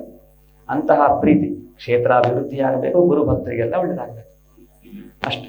ಹಾಗಾಗಿ ಅಂತಹ ಮಹತ್ ಸಂಕಲ್ಪ ಸಿದ್ಧಿಯಾಗಲಿ ಅಂತ ಭಗವಂತನಲ್ಲಿ ಪ್ರಾರ್ಥನೆ ಮಾಡಿಕೊಂಡು, ಇನ್ನೂ ಹೆಚ್ಚಿನ ರೀತಿಯಲ್ಲಿ ಇಲ್ಲಿ ಭಗವತ್ ಕೈಂಕರ್ಯ ನಡೀಲಿ, ಭಾಗವತ ಸಪ್ತಾಹ ಯಜ್ಞ ನಿರಂತರವಾಗಿ ನಡೀತಾ ಇರಲಿ, ಭಗವಂತ ಎಲ್ಲವನ್ನು ನಡೆಸಿಕೊಡು ಅಂತ ಪ್ರಾರ್ಥನೆ ಮಾಡಿಕೊಂಡು ಈ ಸಪ್ತಾಹ ಯಜ್ಞದ 7 ದಿನಗಳ ಪಾರಾಯಣವನ್ನು, ಪ್ರವಚನವನ್ನು, ಸೇವೆಯನ್ನು ಭಗವಂತನ ಚರಣಾರವಿಂದಗಳಲ್ಲಿ ಸಮರ್ಪಣೆ ಮಾಡೋಣ. ಸ್ವಸ್ತಿ ಪ್ರಜಾಭ್ಯಃ ಪರಿಪಾಲಯಂತಾನ್ ನ್ಯಾಯೇನ ಮಾರ್ಗೇಣ ಮಹೀಂ ಮಹೀಷಾಃ. ಗೋಬ್ರಾಹ್ಮಣೇಭ್ಯಃ ಶುಭಮಸ್ತು ನಿತ್ಯಂ. ಲೋಕಾಃ ಸಮಸ್ತಾಃ ಸುಖಿನೋ ಭವಂತು. ಕಾಲೇ ವರ್ಷತು ಪರ್ಜನ್ಯಃ ಪೃಥಿವೀ ಸಸ್ಯಶಾಲಿನಿ. ದೇಶೋऽಯಂ ಕ್ಷೋಭರಹಿತೋ ಬ್ರಾಹ್ಮಣಾಃ ಸಂತು ನಿರ್ಭಯಾಃ. ಅಪುತ್ರಾಃ ಪುತ್ರಿಣಃ ಸಂತು ಪುತ್ರಿಣಃ ಸಂತು ಪೌತ್ರಿಣಃ. ಅಧನಾಸ್ತಧನಾಃ ಸಂತು ಜೀವಂತು ಶರದಾಂ ಶತಂ. ಇದಂ ಭಗವತಾ ಪೂರ್ವಂ ಬ್ರಹ್ಮಣೇನಾಭಿಪಂಕಜೇ ಸ್ಥಿತಾಯ ಭವಭೀತಾಯ ಕಾರುಣ್ಯಾತ್ ಸಂಪ್ರಕಾಶಿತಂ. ಯ ಏನಂ ಶ್ರಾವಯೇನ್ನಿತ್ಯಂ ಯಾಮಕ್ಷಣಮನನ್ಯಧೀಃ. ಶ್ರದ್ಧಾವಾನ್ ಯೋ ನ ಶೃಣುಯಾತ್ ಆತ್ಮಾನಮೇವ ಸಹ. ಏತಾಂ ಯೋ ನಿಯತತಯಾ ಶೃಣೋತಿ ಭಕ್ತ್ಯಾ ಯಶ್ಚೈನಾಂ ಕಥಯತಿ ಶುದ್ಧವೈಷ್ಣವಾಗ್ರೇ. ತೌ ಸಮ್ಯಕ್ ವಿಧಿಕರಣಾತ್ ಫಲ ಲಭೇತೆ ಯಾಥಾರ್ಥ್ಯಾನ್ನ ಹಿ ಭುವನೆ ಕಿಮಪ್ಯಸಾಧ್ಯಂ. ಸರ್ವವೇದಾಂತಸಾರಂ ಹಿ ಶ್ರೀಭಾಗವತಮಿಷ್ಯತೆ. ತದ್ರಸಾಮೃತತೃಪ್ತಸ್ಯ ನಾನ್ಯತ್ರ ಸ್ಯಾದ್ರತಿಃ ಕ್ವಚಿತ್. ಭವೇ ಭವೇ ಯಥಾ ಭಕ್ತಿಃ ಪಾದಯೋಸ್ತವ ಜಾಯತೆ. ತಥಾ ಕುರುಷ್ವ ದೇವೇಶ ನಾಥಸ್ತ್ವನ್ನೋ ಯತಃ ಪ್ರಭುಃ. ನಾಮ ಸಂಕೀರ್ತನಂ ಯಸ್ಯ ಸರ್ವಪಾಪಪ್ರಣಾಶನಂ. ಪ್ರಣಾಮೋ ದುಃಖಶಮನಸ್ತನ್ನಮಾಮಿ ಹರಿಂ ಪರಂ. ಯದಕ್ಷರಪದಭ್ರಷ್ಟಂ ಮಾತ್ರಾಹೀನಂ ಚ ಯದ್ಭವೇತ್ ತತ್ಸರ್ವಂ ಕ್ಷಮ್ಯತಾಂ ದೇವನಾರಾಯಣ ನಮೋಸ್ತುತೇ. ಕಾಯೇನ ವಾಚಾ ಮನಸೇಂದ್ರಿಯೈರ್ವಾ ಬುದ್ಧ್ಯಾತ್ಮನಾ ವಾ ಪ್ರಕೃತೇ ಸ್ವಭಾವಾತ್ ಕರೋಮಿ ಯದ್ಯತ್ ಸಕಲಂ ಪರಸ್ಮೈ ನಾರಾಯಣಾಯೇತಿ ಸಮರ್ಪಯಾಮಿ. ತತ್ಸತ್ ಶ್ರೀಕೃಷ್ಣಾರ್ಪಣಮಸ್ತು. ಜಯ ಜಯ ಭಾಗವತ ಸೇವಾ ಜಯ ಜಯ ಭಾಗವತ. ಜಯ ಜಯ ರಾಧಾ ಕೃಷ್ಣ ಸ್ವರೂಪ ಜಯ ಜಯ ಭಾಗವತ. ಸೇವಾ ಜಯ ಜಯ ಭಾಗವತ. ಪಟುತರ ಮರುಭೂಮೌ ಚರತಾಂ ಪಥಿ ಪಥಿ ಪರಿಪತತಾಂ. प्रतिपदललितं त्वां त्यक्त्वा परमसुखं कुतः. देवा जय जय भागवता. परमपदे भगवान् भक्तपरिपालन गुणवान्. कमलभवाय कपलात्वा निजकमलमुखेन ददौ. देवा जय जय भागवता. नवनवरसभरितं दिव्यं नारायणमुखगलितं. नलिनासनदेवः प्रददौ नारदमुनये त्वां. देवा जय जय भागवता. आलोक्याखिलशास्त्रं भगवानवाप्य मनःशान्तिम्. आस्वाद्यातुलरसन्ते शाश्वतमानन्दमापरम्. देवा जय जय भागवता. निगमान्तकरोर्गलितं मधुरं निरवद्यपदलसितं. निर्गुणनिष्ठोऽपि श्रीशुकः नित्यं पिबति त्वां. देवा जय जय भागवता. कलिमलहरणं त्वां श्रुत्वा कैवल्यसुखप्रदं. कृष्णप्रेमनिमग्नो राधा कृष्णपदाम्बुजमाप.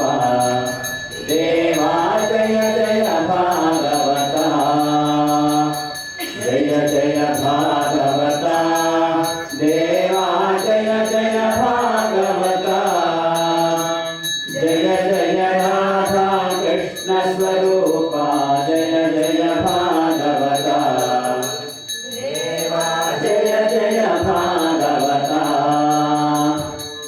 ॐ बहुवै बह्वस्वायै बह्वजाविकायै बहुव्रीहिजवायै बहुमाशभिलायै बहुहिरण्यायै बहुहस्तिकायै बहुदासपूरुषायै रजिमत्यै पुष्टिमत्यै बहुराजस्पोषायै राजास्तु आब्रह्मन् ब्राह्मणो ब्रह्मवज्जसे जायतामास्मिन् राष्ट्रे राजन्य इदौ यश्चूरो महारथो जायतां गोप्रीधेनुर्वोढा नड्वानाजुस्सप्तिः पुरन्धिर्योषाधिष्ठो रथेष्ठाः सभेयो यजमानस्य वीरो जायतान्निकामे निकामेनः पर्जन्यो वर्षतु फलिन्यो न ओषधयः पर्यन्तायो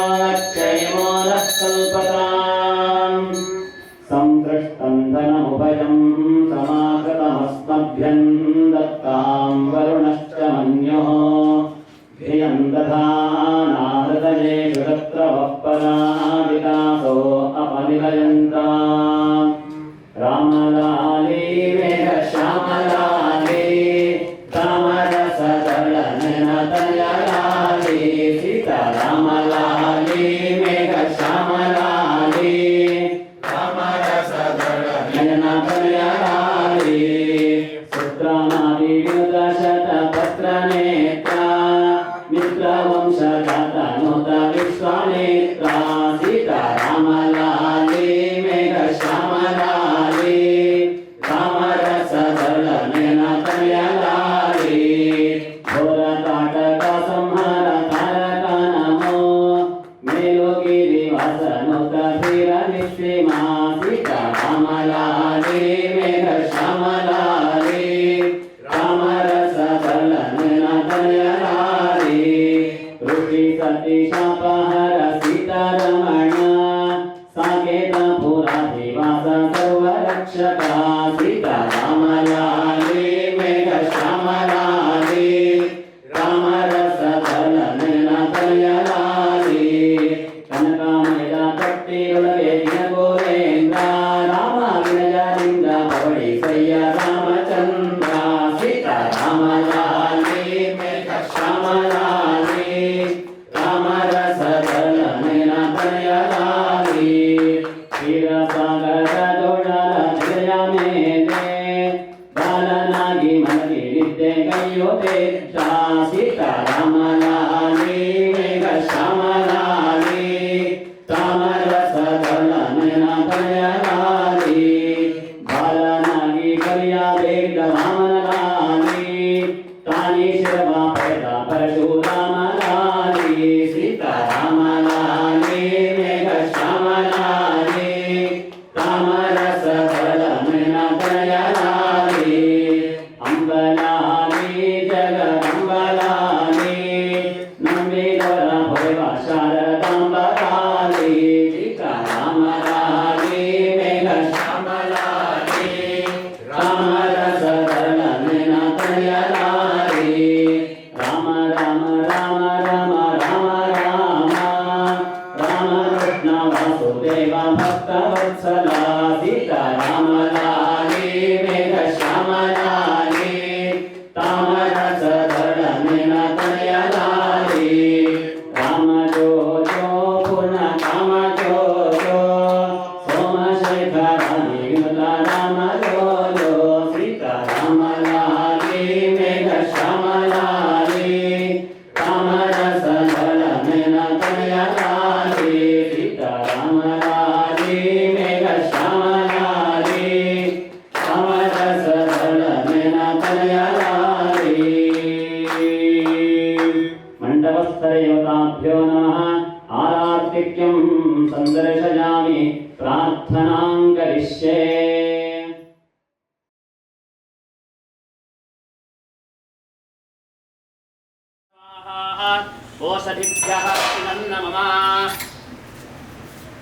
फलं मया देव प्रतिगृह्य हुताशना तेन मे सुफलावाप्तिर्भवेत् जन्मनि जन्मनि श्रुतं द्वादशपद्मस्तु गृहीत्वा पूरयेत् श्रुतं तया चाज्ञाहुतिः कारिया सा पूर्णाहुतिरिष्यते समुद्रादुर्निर्देकालचक्षुस्वामदेव आपत्रप्रपञ्चाजगते पूर्णाहुतौ विनियोगः ॐ समुद्रादुर्मिर्मतमाङ्गुनाः रघुपांशुनाथोर्दत्तमानद कृतस्य नाम चित्वा देवानामृतस्य नाभिः वयन्नाम प्रब्रवामाधुमस्यास्मिन् यज्ञे धानयामा नमोभिः उपब्रह्माषणवक्षस्य माहानन्दशृङ्गोपमेत् गौरयेतत् चत्वारिशृङ्गात्रयोऽस्य पादाद्वे शीर्षे सहस्रासो अस्य त्रिधा बद्धो वृषभो रवीति महो देवो मध्याङ्गाविवेश त्रिधा हितं मणिभिर्गुह्यमानङ्गविदेवासो घृतमन्वविन्दन्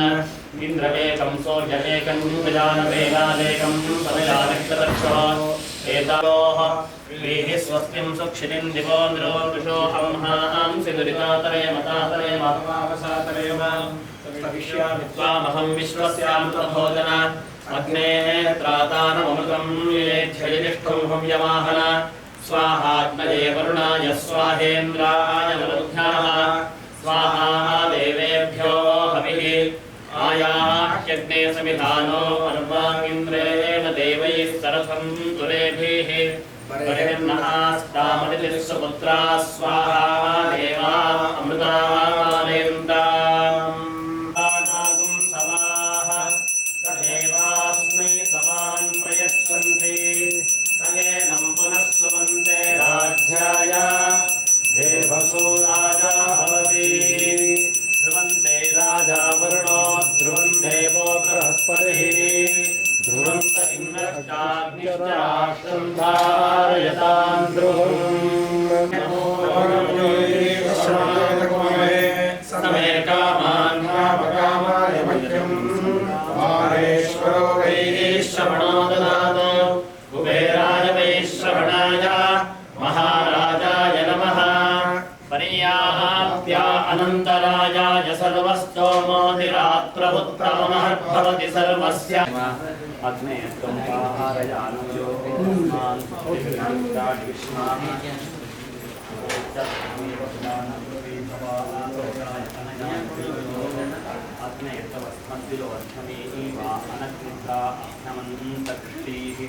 पुनरस्मभ्यं सुविदाय वक्षां विश्वेभिरमृतेभिर्यतत्र अग्ने पात्रैर्हृये सुनाशुभान् माते पञ्चरिताय नूनं विद्वान् परं सहस्व मानो अग्नेभ्यो अथाजा आर्षवे भवे रक्षणायै आनत्वते दशते मालते नोमानीषते सहसा वन्धरादाः विक्षुब्धानान्तर्जातयं सद्गुणानो अग्ने तन्वे एवरोत्थं विश्वाद्रिविक्षोर्धवानिवित्सोरभृतामते एव विष्पट् त्वन्ताम् अग्न